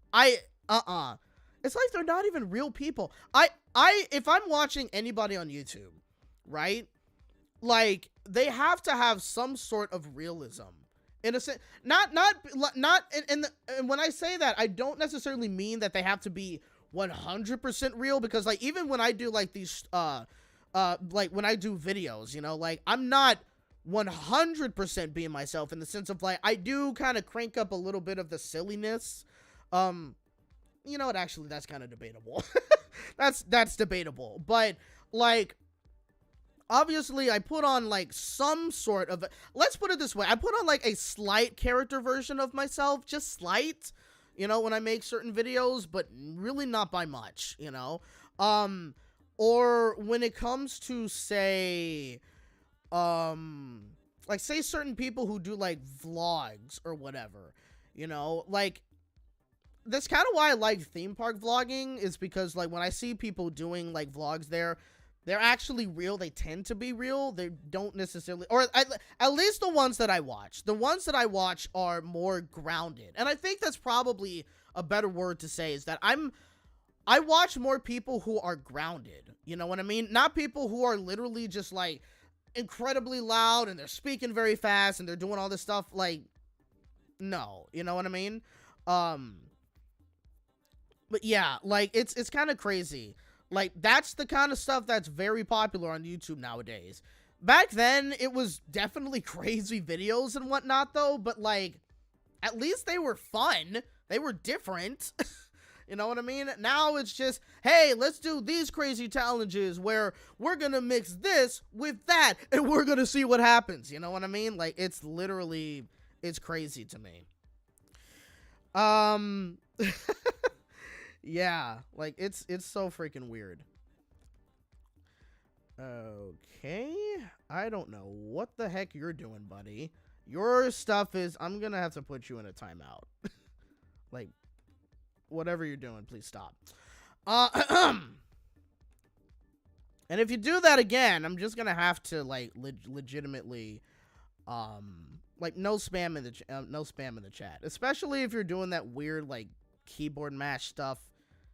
Don't do that. You will either get timed out for a while or you will be banned. All right, that's, stop. Just don't. Yeah. Your mom says, I think if I were the editor of those videos, I think I would go insane. Yeah, absolutely. You know, like, that's just a lot. I mean, because a lot of them, I think, still do daily posts or something. I'm not really sure, but it's honest to God, it's crazy to me. You know what I mean? Like, it's like, no. Like, I wouldn't be able to sustain that. Like, I can barely post a video on this channel weekly, but there's a lot of reasons for that, technically. But even then, like, when it comes to me vlogging, I can barely do that weekly too, you know. Like, Blue the Saber-Tooth Rat. Wait, was I spamming? No, you weren't. It was somebody else. They weren't, like, you didn't see the comments because YouTube already hid them, because, like, it was literally just spam, like, weird stuff. But yeah, I just had to shut that down, essentially, because just no spamming like that. So you're good. You weren't doing that. So yeah. But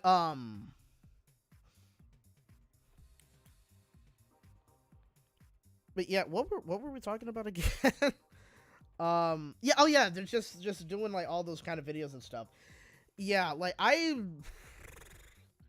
couldn't imagine doing that, you know what I mean? Like, if I'm making any sort of content, I want it to be somewhat, again, grounded, you know what I mean? I don't want to put on this crazy facade, you know what I mean? Like, I, not that I end up doing that at all, you know what I mean? Like even when you watch my vlog, like my vlogs on my other channel, right? Like, I don't really put on a facade. I'm just being me, you know, even if that may be a little boring on that channel, but still, like, I don't necessarily, like, I can't put on a facade where I'm just, like, having a big smile, and then I'm just, like, all constantly just very loud and very, like, you know, like, I can't do that. I have no idea how people can do that for a long amount of time and just not feel exhausted.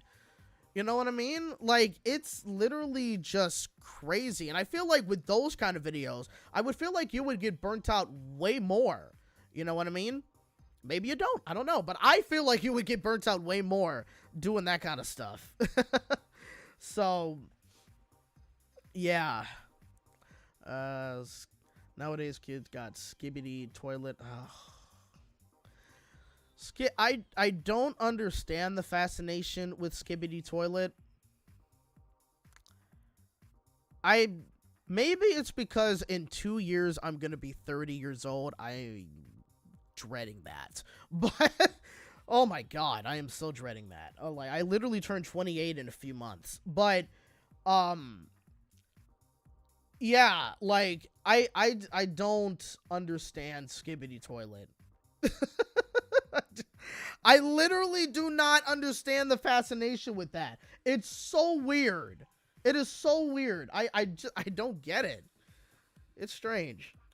Yeah, obviously those guys were doing acid. Yep, I'm pretty sure they were when they came up with that one. But it's gotten very popular. It's just they just roll with it. Unless you were talking about the people who do like those crazy annoying like, hey everybody, today blah blah blah blah blah. Yeah, it wouldn't surprise me if they were on acid too. Oh man.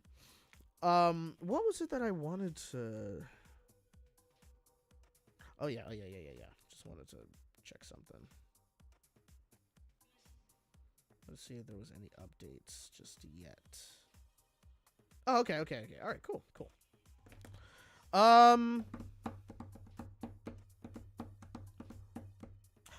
I think I'm gonna be just pause that for a very quick second. I think I'm gonna be right back. I'm just gonna use the bathroom very quickly. So stay tuned. I'll be right back. We're not gonna end it just yet. Why'd that happen? There we go. Could just start there. Yeah, but I'll be right back. Just gonna use the bathroom for a very quick second. Also fill up my water bottle again. We might go on for another like 30 minutes or so. I'm not 100% sure though, but we'll see. But again, I will be right back.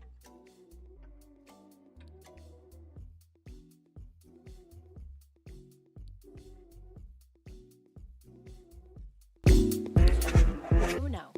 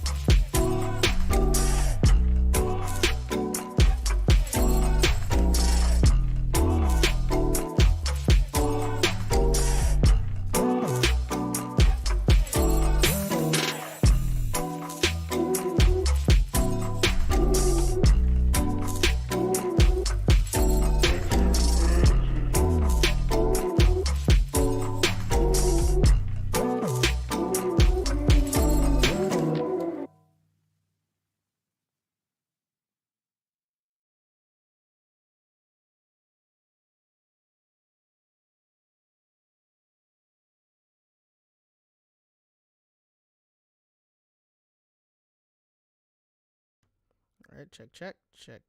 Okay, we are back. There we go. All right.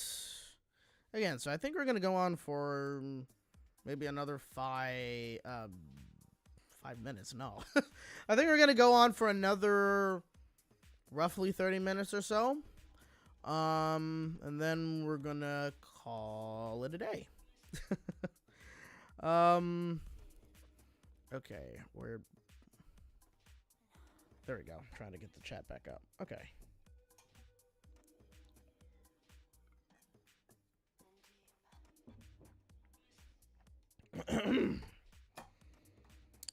Skeptic the Wolf says, and now back to the show.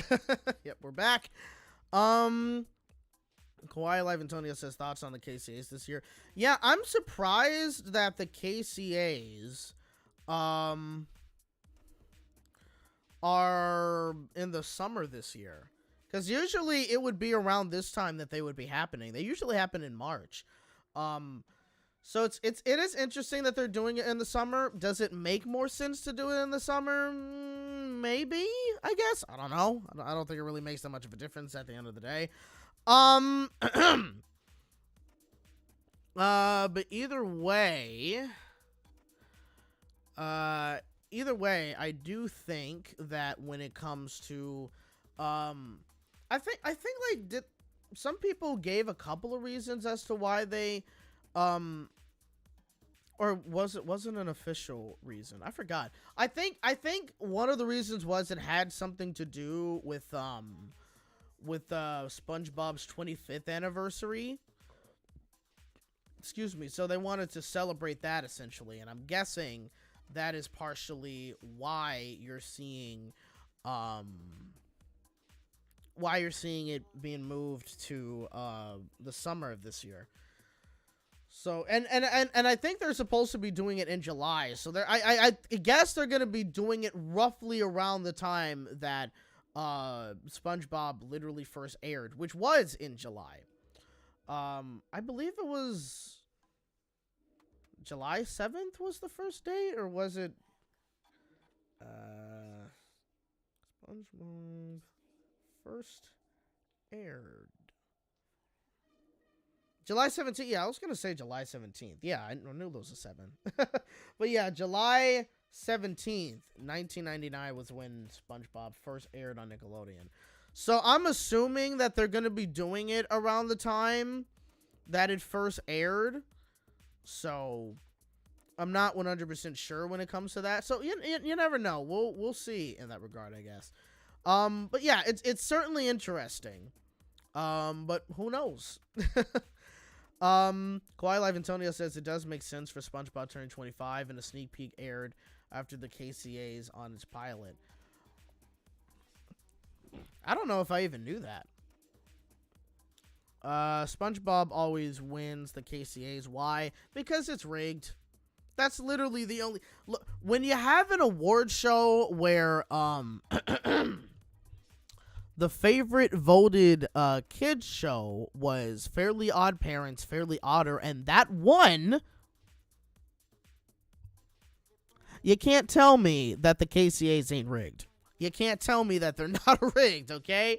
Like, I still have no idea how Fairly Odder remotely won anything. It just... Is that a Tesla? That is... Yes, that is a Tesla outside of my house. Okay. I mean, I got Teslas in the freaking neighborhood, though, but... But, yeah, but, like, it's...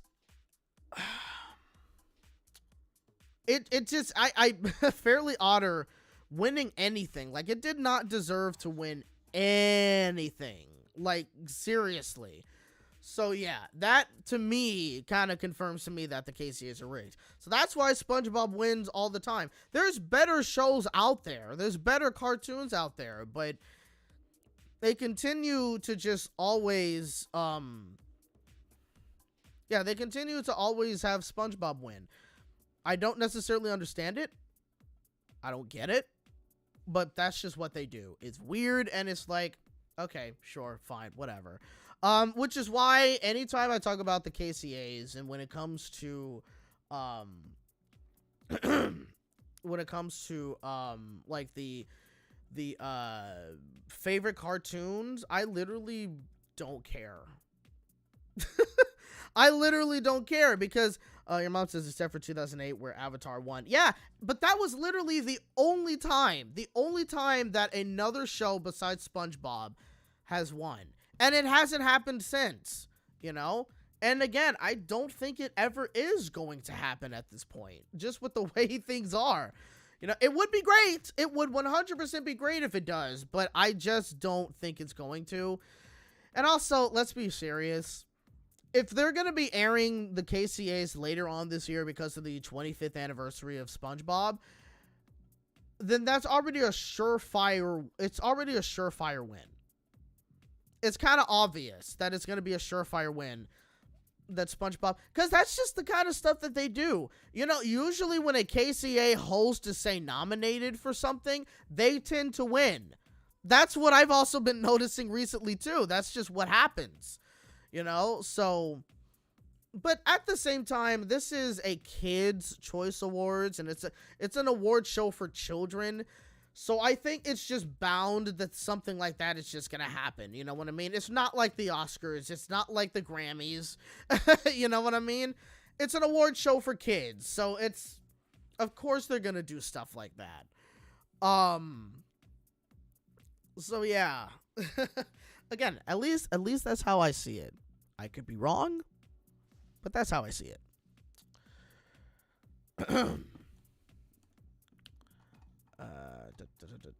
Kawaii Life Antonio says, I'll also never forget the whole Just Dance thing. Yeah, doesn't Just Dance thing, like, doesn't Just Dance always win, like, favorite video game?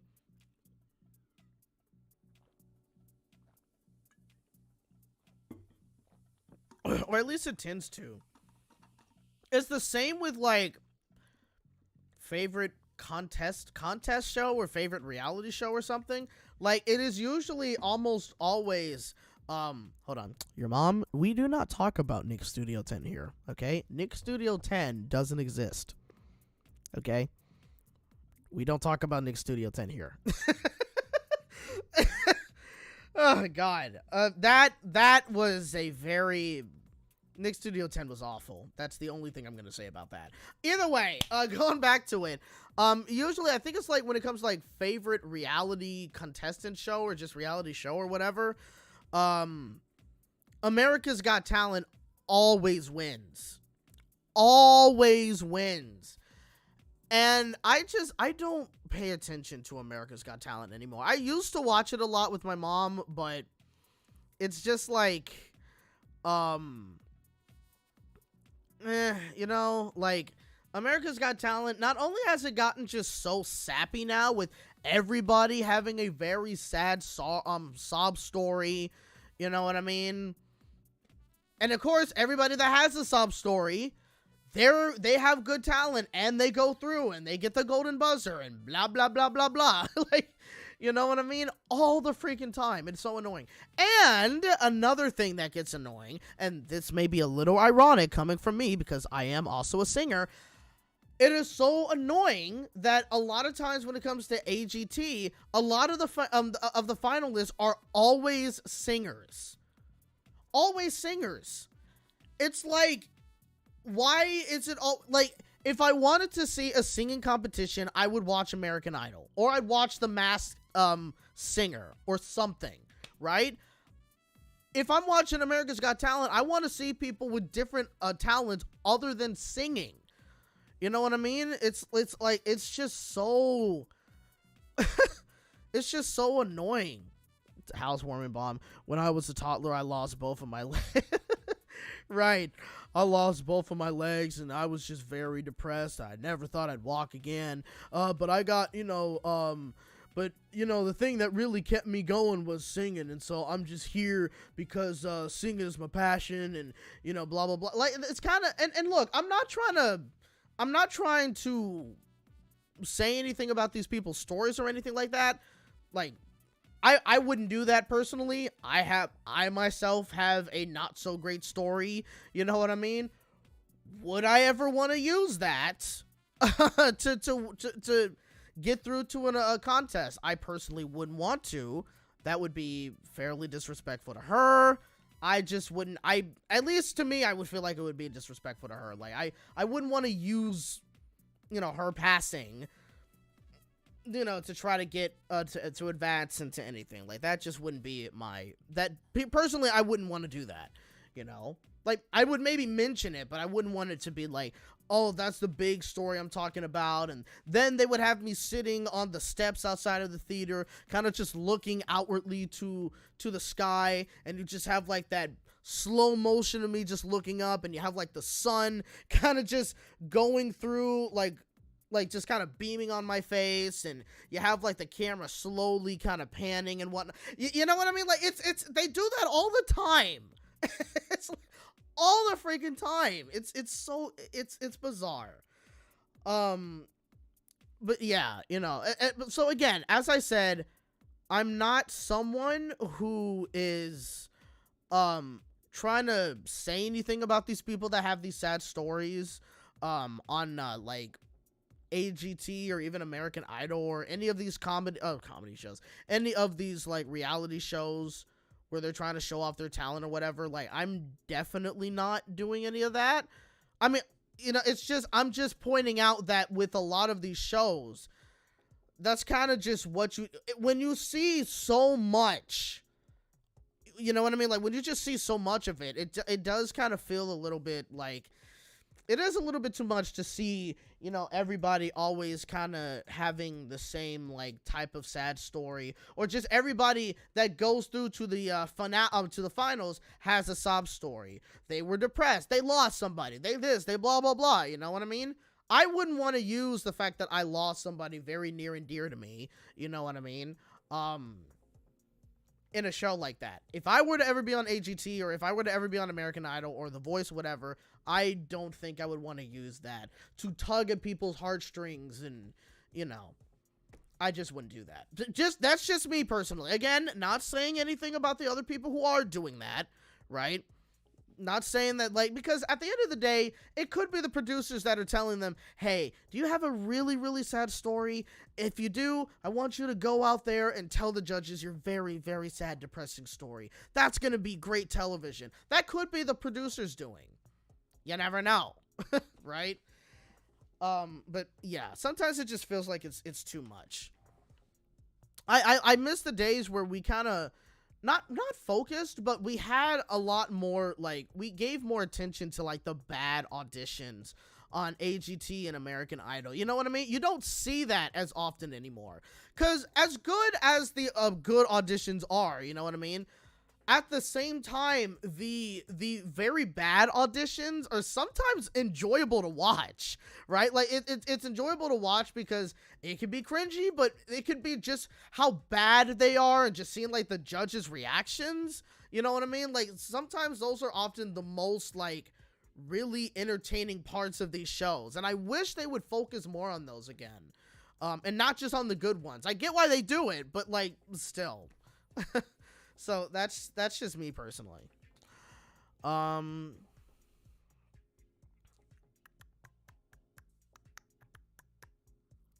was, Kelvin says, I'm so upset that Spider-Verse didn't win the Oscars. You know, I was surprised that Spider-Verse didn't win the Oscars. I don't know anything about The Boy and the Heron. I've never watched it. Personally, not something I'm really interested in. I think Alex has seen it, and I'm not sure. Excuse me, I'm not quite sure how much he liked it or what he thought of the movie. I never necessarily asked him, I think. I mean, he's mentioned it a couple of times. But I don't necessarily, like, think, what am I trying to say? But I don't think we necessarily, like, discussed why, you know, I don't think we necessarily discussed why, what he likes about the movie or how good the movie is or anything like that. So, but yeah, I was kind of surprised that ended up winning, only because I thought Spider-Verse was going to win, not because I saw Spider-Verse, which I didn't. I haven't seen any of those movies. But I just thought that was a surefire win because Spider-Verse won the last time, I think, and just how many people loved the second movie, you know what I mean? Seemed like that was going to be a surefire win. I knew Elemental wasn't going to win. I wasn't really sure about Nimona. Again, another movie I don't really care about. And, you know, and that's the thing. I didn't really pay attention to the Oscars at all, except for the animation award. That's the only thing I really cared about. I'm not a big, I don't really watch a lot of movies, you know, which is weird considering I'm an actor and I would like to be in a film, you know, but I don't really watch a lot of movies, right? So So, you know, it's like, so it's kind of that scenario, I guess you can say. But, like, I just didn't watch the Oscars at all because it just didn't apply to me at all. You know what I mean? But, yeah. Your mom says, speaking of Gary, it's surprising that he has never been in the stream like at all today. That's honestly because he is having some situations going on with his family. He wasn't able to join today. If he was able to, he definitely would have been in the chat. But because he's pretty preoccupied with his family right now, and he will most likely tell me how that went after the stream or what have you. But yeah, that's why he's not here with us today. Yeah. Quiet Life Antonio says, yeah, those award shows aren't that worth it to pay attention to. Yeah, and you also say, I wish Gary the best of luck.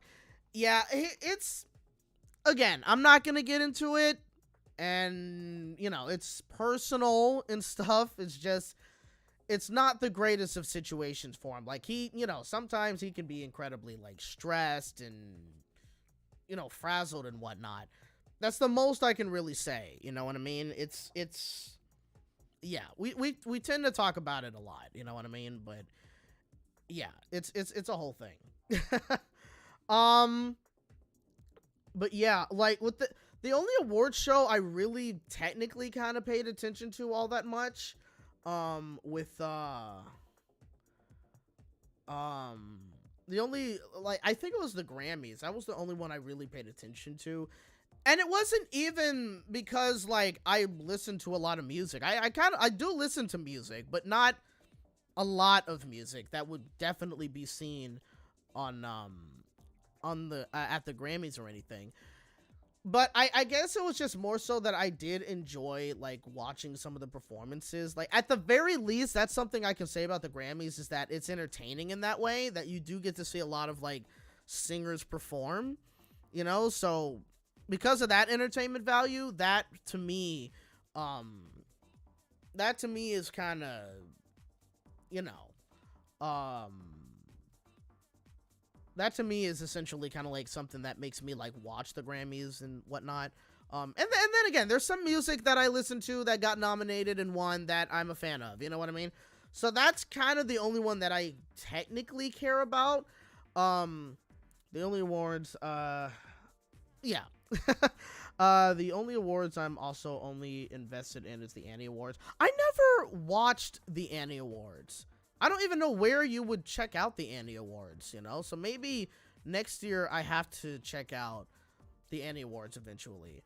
But, of course, I did see that very viral moment with Eric Broad. I don't know how you say his last name, but the guy who does both Daffy and Bugs Bunny's voice.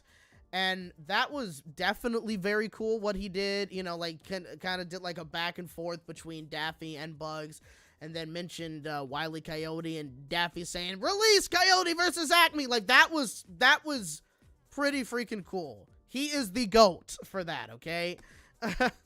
Eric Balza, I don't know. I just don't know how you say the last name, though. Well, yeah, but either way, though, like, that was pretty epic. But yeah, like, yeah, I don't know how. I never checked out the I never checked out the Annie Awards, and so that might be something I try to check out sometime next year. Mason Wrigley says that movie has been delayed multiple times. If you're talking about Coyote versus Acme, yeah and no, because I wouldn't even say this is really a delay, but it's more so, it's pronounced Bowza. Okay, so Eric Bowza. Got it. Thank you. But yeah, I wouldn't necessarily say that it's delayed. I mean, I guess you could technically consider it to be delayed, but I mean, you know, the movie's been written, well, it hasn't really been written off. We thought it was written off, but not necessarily, because apparently one of the writers mentioned that they're still in talks about this film, about like whether it, you know, they're still gonna release it, or it's still essentially it still has a chance to be released, which I find to be pretty interesting. I thought about possibly making a video about that. I don't think I will, but yeah, it's interesting though, the fact that apparently there is still a chance. I hope that we're leaning towards more of a possibility that it does get released, but again, you just never know at this point. And the thing is, like, I think because of the backlash that they've gotten twice, you know, like, maybe that kind of is thinking, like, that could be why they're thinking about, like, you know, why they're still in talks. And also, you never know as well. It could also be that, like, James Gunn could possibly have something to do behind this, have something to do with this in terms of, like, trying to keep the movie alive. You never really know, honestly. We haven't heard anything from him necessarily, but still, it's like he could possibly be fighting for the movie's release as well. It kind of wouldn't shock me if that were to be the case at all. But yeah, like, it's kind of interesting just to see, like, the developments and, again, the updates with this film as well. I hope the updates are good. You just never know necessarily, but yeah. And your mom says the fact that David Zaslav didn't even watch the film is just frustrating. Agreed. Now, could he have watched it since then? Possible. I literally don't know. But yeah, it is crazy that he never watched the movie, and just the fact that, like, he was insistent on wanting to get rid of it. Yeah, that's crazy. Like, at least watch the damn movie so you can at the very least say, hey, you know, so at the very least you can watch it and then maybe make a decision off of that. Like, and maybe, but I don't know. But would David Zaslav even care all that much about animation at all to really remotely, like, check it out? I don't know. I wouldn't put it up. I wouldn't think. I don't know. I literally don't know if he would really care all that much to check it out at all. You know what I mean? Yeah. It's just crazy. Quiet Life San Antonio says, there is the day the Earth blew up being released. I really, really hope this is a good film. I'm looking forward to it. Now, I don't know if that's supposed to be a streaming exclusive movie or if that's a theatrical release. I kind of forgot. I forgot. We'll figure it out later on in the future, but yeah. Again, I forgot if it was supposed to be theatrical or if it's just streaming. Your mom says, I mean, this is David Zaslav we're talking about. Yes. Kawaii Life Antonio, it is going to be in theaters. Okay. See, did they just not want to have, like, 2 Looney Tunes movies in the theaters this year or something? Like, if it is going to the movie theaters, did they just not want 2? I don't know. I just find it to be weird. The whole situation is weird. We're just gonna have to wait and see what happens. Mason Wrigley says, hey Josh, what's your thoughts on the upcoming Tiana series? I don't know. They haven't really said much about the Tiana series, like, at all, ever since it was announced. There was barely anything. We don't even know when the Tiana series is gonna come out. And I'm assuming you're talking about the Disney Plus Tiana series. We don't even know when that's gonna come out. Now, I would have to probably imagine, because Disneyland and Disney World, they're both going to be having a Tiana Bayou Adventure ride opening very soon. And so, like, Orlando's, there's going to be opening a lot sooner than ours, because ours is getting there, but we are fairly behind. Yes, basically Peanut says Tiana. Okay, that's what I thought. That's the one I thought you were talking about. Yeah, ours, we didn't start construction on our Tiana's ride until I think a couple of months after Orlando started theirs, because we kept our Splash Mountain ride open, essentially. And so, yeah, I would have to assume, because I think I could be wrong, but I think the Tiana's Bayou Adventure and the Tiana series is supposed to essentially correlate with each other. I think they're supposed to have some sort of a connection. I'm not sure. And if they are, then, like, I don't know if it would be like, hey, you ride the ride, and then after the ride, you have the series that explains more of what's going on and blah, blah, blah. Or is it supposed to be the other way around, where, like, it's the series you see first, and then you see the movie, and then you see that little connection? I don't know. I'm not really 100% sure how they're doing that in that sense. But again, we haven't heard anything about the Tiana series. Maybe we hear something about the Tiana series when it comes to D23 this year. That part, I'm not quite sure. But again, just the fact that, like, we've heard nothing for a while when it comes to the Tiana series, I'm not really sure what they're going to do. But also, here's another thing I have to say when it comes to that. Considering that they did this with Moana, right? Moana was supposed to get a series on Disney Plus. Now that series is being turned into a second movie. I'm wondering if they're going to possibly end up doing that with Tiana, right? Where Tiana is no longer a series on Disney Plus, they're going to end up turning that particular series into a Princess and the Frog 2. Or just or maybe not Princess and the Frog, well, a sequel at least, right? I wonder if Disney's going to end up doing that. Again, they did it before, so I wonder if they're going to do the same thing here, where that's literally what, yeah, I wonder if that's going to be the same thing here, if they're going to do it with Tiana, you know? That might be the reason why we're not hearing much of anything about the Tiana series, because maybe they are about to make it into a film, like Moana too. You know what I mean? So we'll see what happens. Quiet Life Antonio says, "Yep, the series being the movie sequel might be conflicting, and that the live action remake got scrapped, which probably might be for good reasons." So the live action Princess and the Frog movie got scrapped? Where'd you hear that at? I got, like, news from my godbrother, and I don't always necessarily listen to him because sometimes he can be a little gullible. He mentioned apparently that, like, the Bambi live action remake was supposedly canceled because apparently I guess they lost their director or something. I don't know if that's the case. If it is, great. We don't need any more live action series. But excuse me, but like but I mean live action series, live action remakes from Disney. But yeah, I don't know. I was talking about Moana, not Princess and the Frog.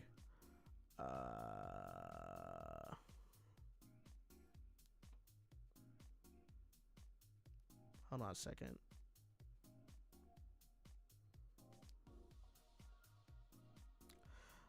Well, so you were talking about the series, but you mentioned that the live action Moana film got canceled. As far as I know, the live action movie for Moana has not been canceled. As far as I'm concerned. Again, if it has, great, because we don't need any more live action remakes, especially one this soon.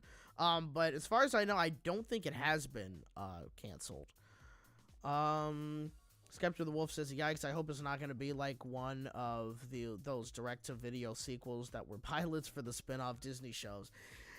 Yeah, yeah, it's true. I wonder if we're going to have a new era of Disney direct-to-streaming sequels or something.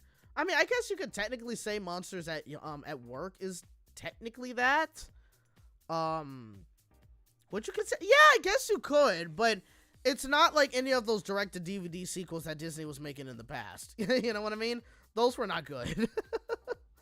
Those direct-to-video sequels can be not good, save for some exceptions like the Lion King ones.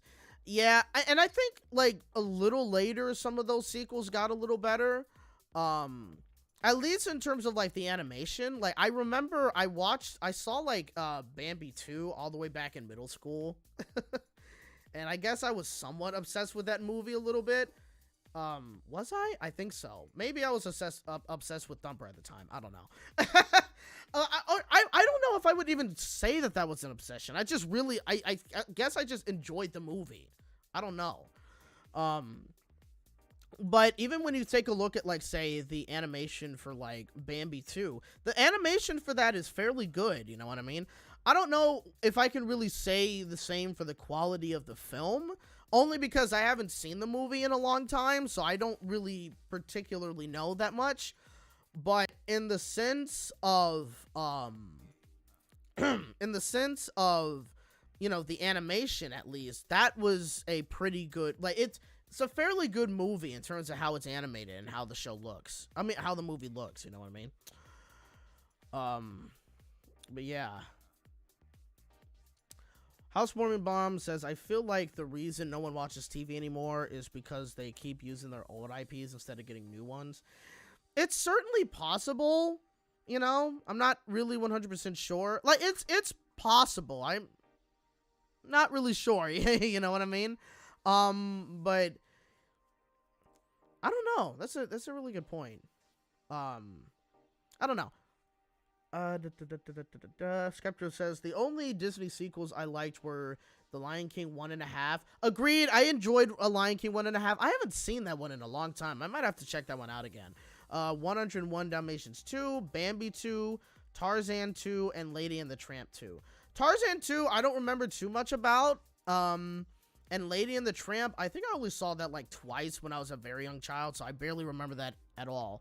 But yeah, Bambi 2 and The Lion King 1.5 were sequels that I did enjoy. They were also animated well too. You can't really say that for a lot of Disney sequels. Blue the Saber-Toothed Rat says makes sense since your avatar is a rabbit. Yeah. I kind of always liked bunnies, you know what I mean? Like, even then, like, I remember when the 2011 movie Hop came out, I was fairly obsessed with that movie, and I think it was mainly because the character was a rabbit, you know what I mean? I just, like, I remember, like, I think it was, like, twice in a week, or maybe, yeah, I think it was twice in a week I ended up seeing the movie at the theaters. I really enjoyed that movie. I haven't seen the movie in a long time. Would I enjoy it now?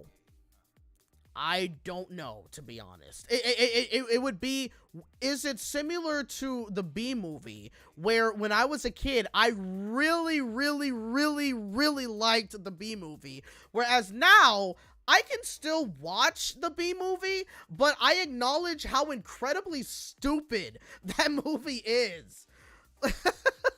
You know what I mean? Like, so I don't know if it would be the same thing or not, but yeah. Housewarming Bomb says, so Josh, that technically makes you a furry. Yeah, technically.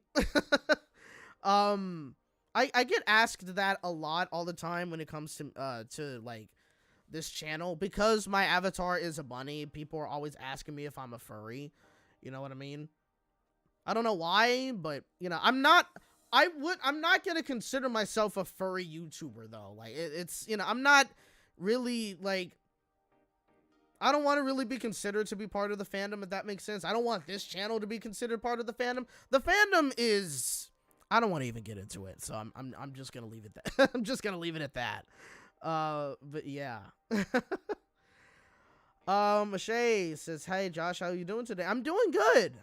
I hope you're doing well. It's a shame that you came in and just joined just now, because I'm actually about to end the stream right about now. Like, I might go on for another like 5 minutes or so though, but I am about to get things wrapped up because I am starting to get hungry, and so I would like to go downstairs and start making me some dinner.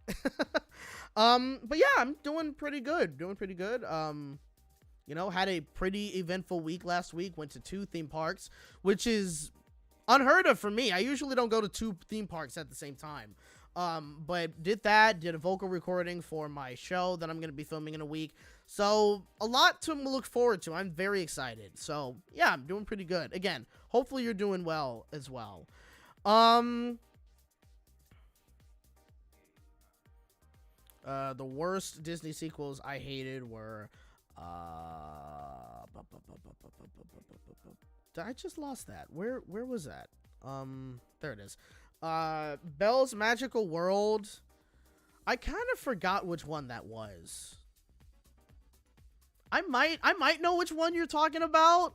Yeah, I think I know which one you're talking about. Was it like, I think it was a compilation of like what, 3 or 4 episodes, I believe? Or was that another one? I kind of forgot. It might be that one, but I'm not sure, because I know they had a movie as well. But yeah, Hunchback of Notre Dame 2, never saw that one. Brother Bear 2, I don't think I ever saw that one. And Mulan 2, I don't think I've ever seen that one either, but I've seen reviews of it and I've heard how bad it was, and it's like, yeah, okay. Housewarming Bomb says, yeah, you can be a furry as long as you're not being stupid. Facts. 100% facts. Again, because again, the fandom itself, like, there's good in the fandom, but there's so much like drama. Like, it's literally a bunch of like people in their 20s, 30s, or 40s or whatever, and they act like they're in high school. It's insane to me. I want no part of that. Okay? Like, I'd say I'm too old to be acting like that, but a bunch of them are older than I am, acting like high schoolers. It's crazy. Blue the Saber-Tooth Rat says, hey, my character's a rat, but that doesn't make me a furry. That's also true. Skeptor the Wolf says, I'm surprised people are calling you a furry just because you're just because of your bunny avatar. I mean, look at me, isn't it obvious? Yeah, that's true. I mean, I never would have questioned whether you were a furry or not or anything. But yeah. But yeah, I mean, like, again, I don't know if I would fully, like, consider myself to be one. I mean, technically yes and technically no, again. But it's you know, like, it's not something, let's just put it this way, it's not necessarily something that I, like, fully identify with, you know? It's like, hey, I'm Josh the furry. Like, no. No.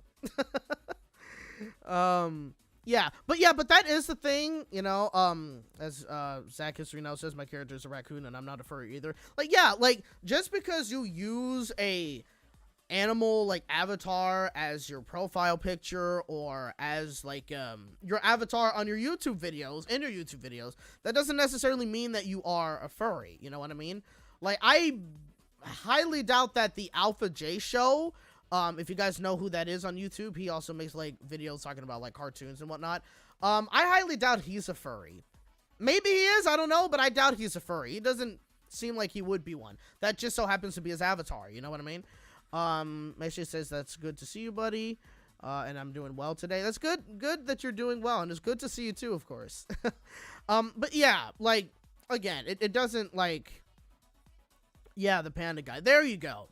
So yeah, so you know who that is. Okay. Yeah, again, doubt that he's a furry. Again, just because you have a profile picture or it's your avatar doesn't necessarily make you a furry. But also, I don't know why people even ask if I'm a furry.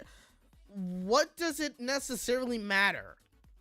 I don't know. I just, like, it's I don't know. I find it to be a little weird. Like, it's not like I'm offended when people ask those questions or anything, or just say you're a furry. Like, it's just weird. It's like, okay, and whether I am or not, what's it to you? You know what I mean? So, like, yeah.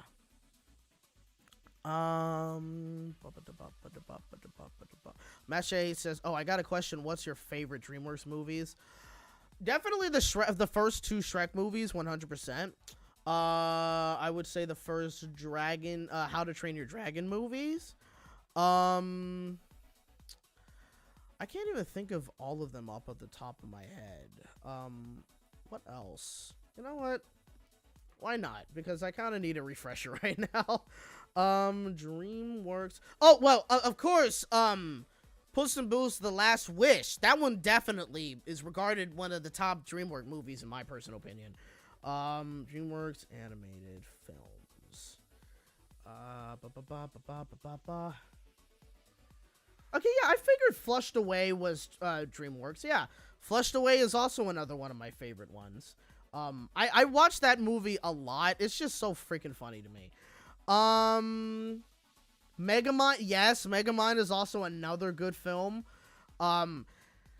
We do not talk about what they did to Megamind, okay? We don't talk at all about the sequel, and we don't talk about that series that's on Peacock. We do not speak of that. We don't. We don't. Okay? I'm just saying. Just saying. We do not speak of this, okay? Just letting y'all know, we do not speak of this at all. What about Kung Fu Panda? Oh, yeah, absolutely, Kung Fu Panda. And Bad Guys is also a DreamWorks movie. How am I not thinking of this stuff? I think I'm getting hungry, and so I'm just not fully thinking, yeah. So, yeah, of course, Kung Fu Panda. So I have a lot of, like, DreamWorks favorites. But, yeah, like, yeah, the Shrek movies, the Kung Fu Panda movies. I have not seen the fourth one. And what about Shark Tale? I liked Shark Tale when I was a kid. I don't know if I can watch Shark Tale now. It's ridiculous.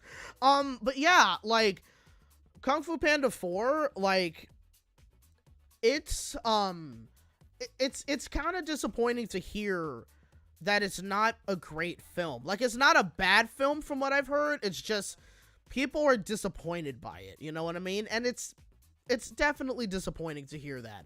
Like, or especially to hear that the Furious 5 is not even really in the movie. Like, I was looking forward to seeing Master Tigress again. Okay? I like Master Tigress. She is badass. She's awesome. Why is she not in the fourth movie? Are you kidding me? But whatever. Okay? Like, that's just what they decided to do. And it's like, okay, sure. Yeah, it is what it is, I think. But yeah, it's like, nah. I'm just, you know, it is what it is. I don't know when I'm gonna see the movie. I may wait until it goes out to streaming or something. I don't know. And I could go and see it in theaters. I'm not 100% sure. But either way, like, it is a little disappointing to hear that Kung Fu Panda 4 is not as great as, the other three movies were. The reason why they weren't in it is because, get this, the actors were apparently too expensive. You know, here's the thing about that. The budget for this movie, the budget that they spent on Kung Fu Panda 4 was only $85 million. And I think that is largely due in part to the fact that the actors for the Furious 5 were cut, essentially. And so, because they were not part of this movie, they didn't end up spending $145 million. Was that a smart move financially? Probably, because let me look that up right now, actually. Kung Fu Panda 4 box office. Who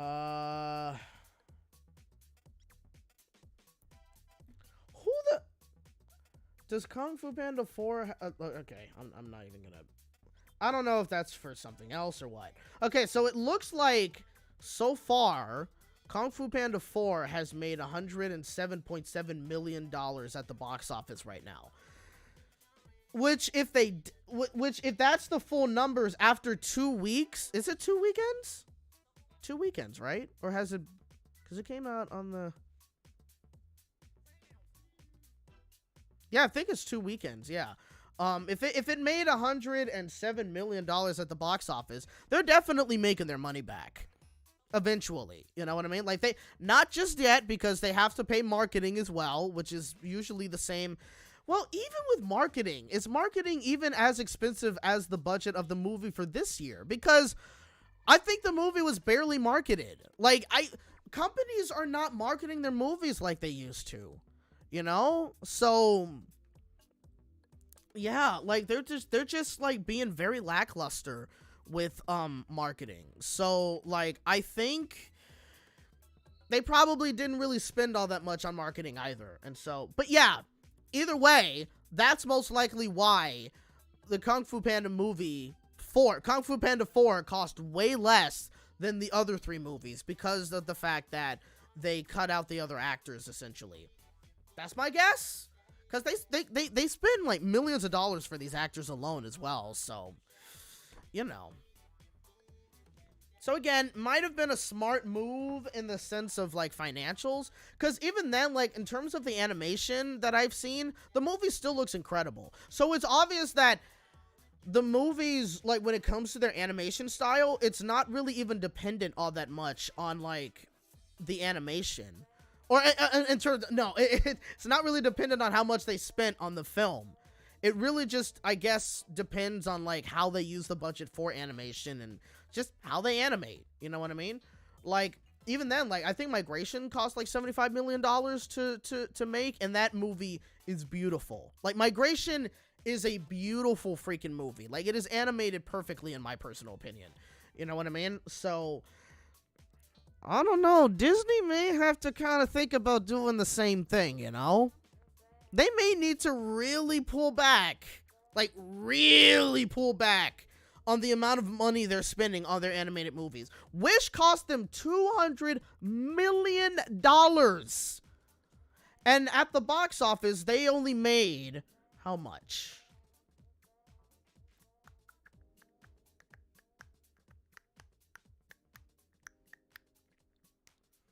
$253 million at the box office. That is a loss. Because, yeah, while they may have made back their movie's budget, there's still the marketing budget, which was most likely either $150 million or maybe $200 million. Maybe even more than that, right? And then also the amount that they had to share with the movie theaters as well. Like, they definitely did not make their money back. So, Wish sucks. Absolutely. So, yeah, Disney may need to really consider, like, just pulling back the amount of money they put in these animated films to at least be able to make a profit. You know what I mean? That's my personal opinion.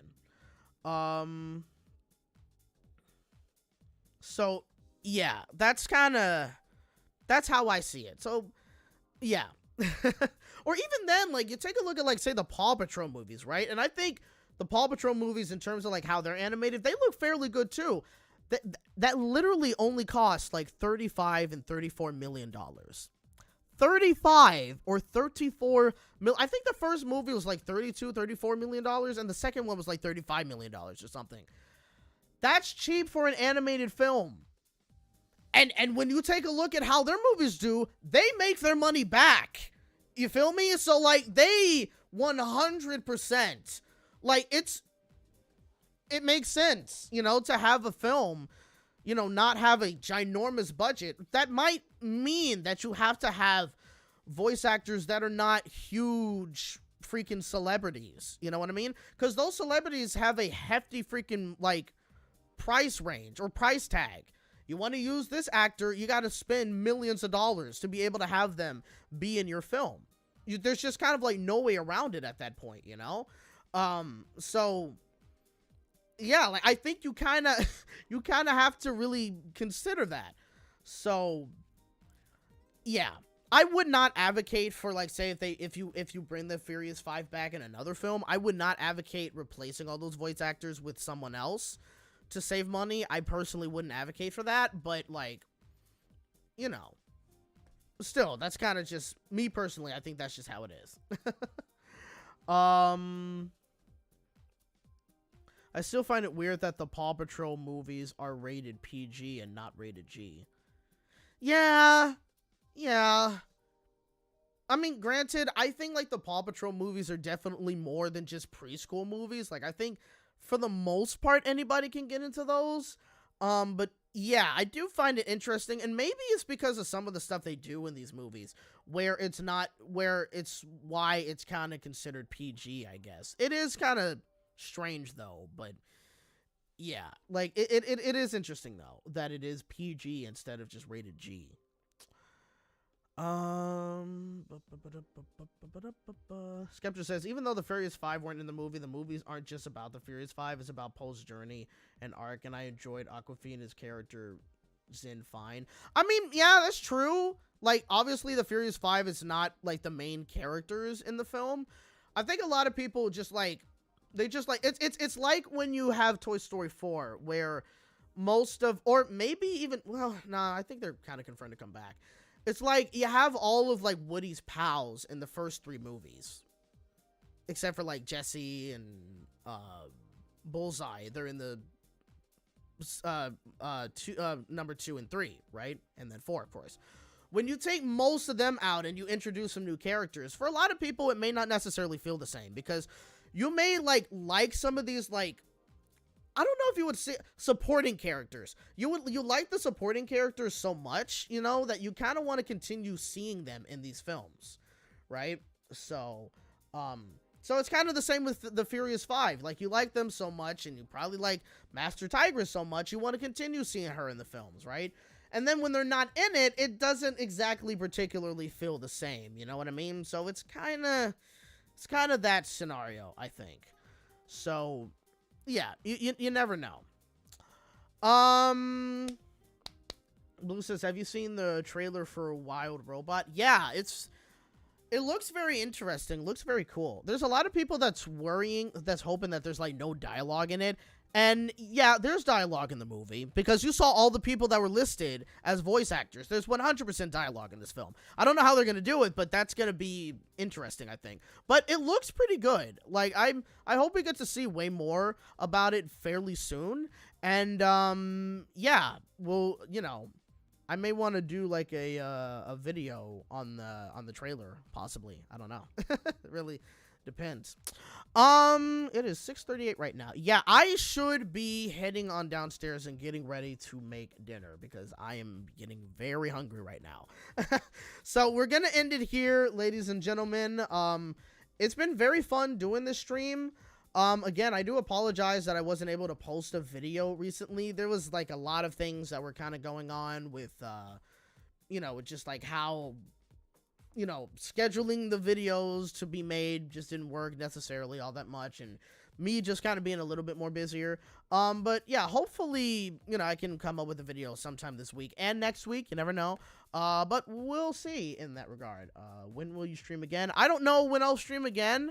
I usually don't stream. I usually stream if I haven't necessarily posted a video in a while, you know, to kind of give you guys still stuff, you know what I mean? Like, I don't want to keep you hanging where it's like, hey, I didn't post a video in 2 weeks. Well, I'll just wait until next week. Oh, I didn't post another one. I'll just wait until next. You know what I mean? I don't want to keep silent, if that makes sense here. So I don't know. We'll see.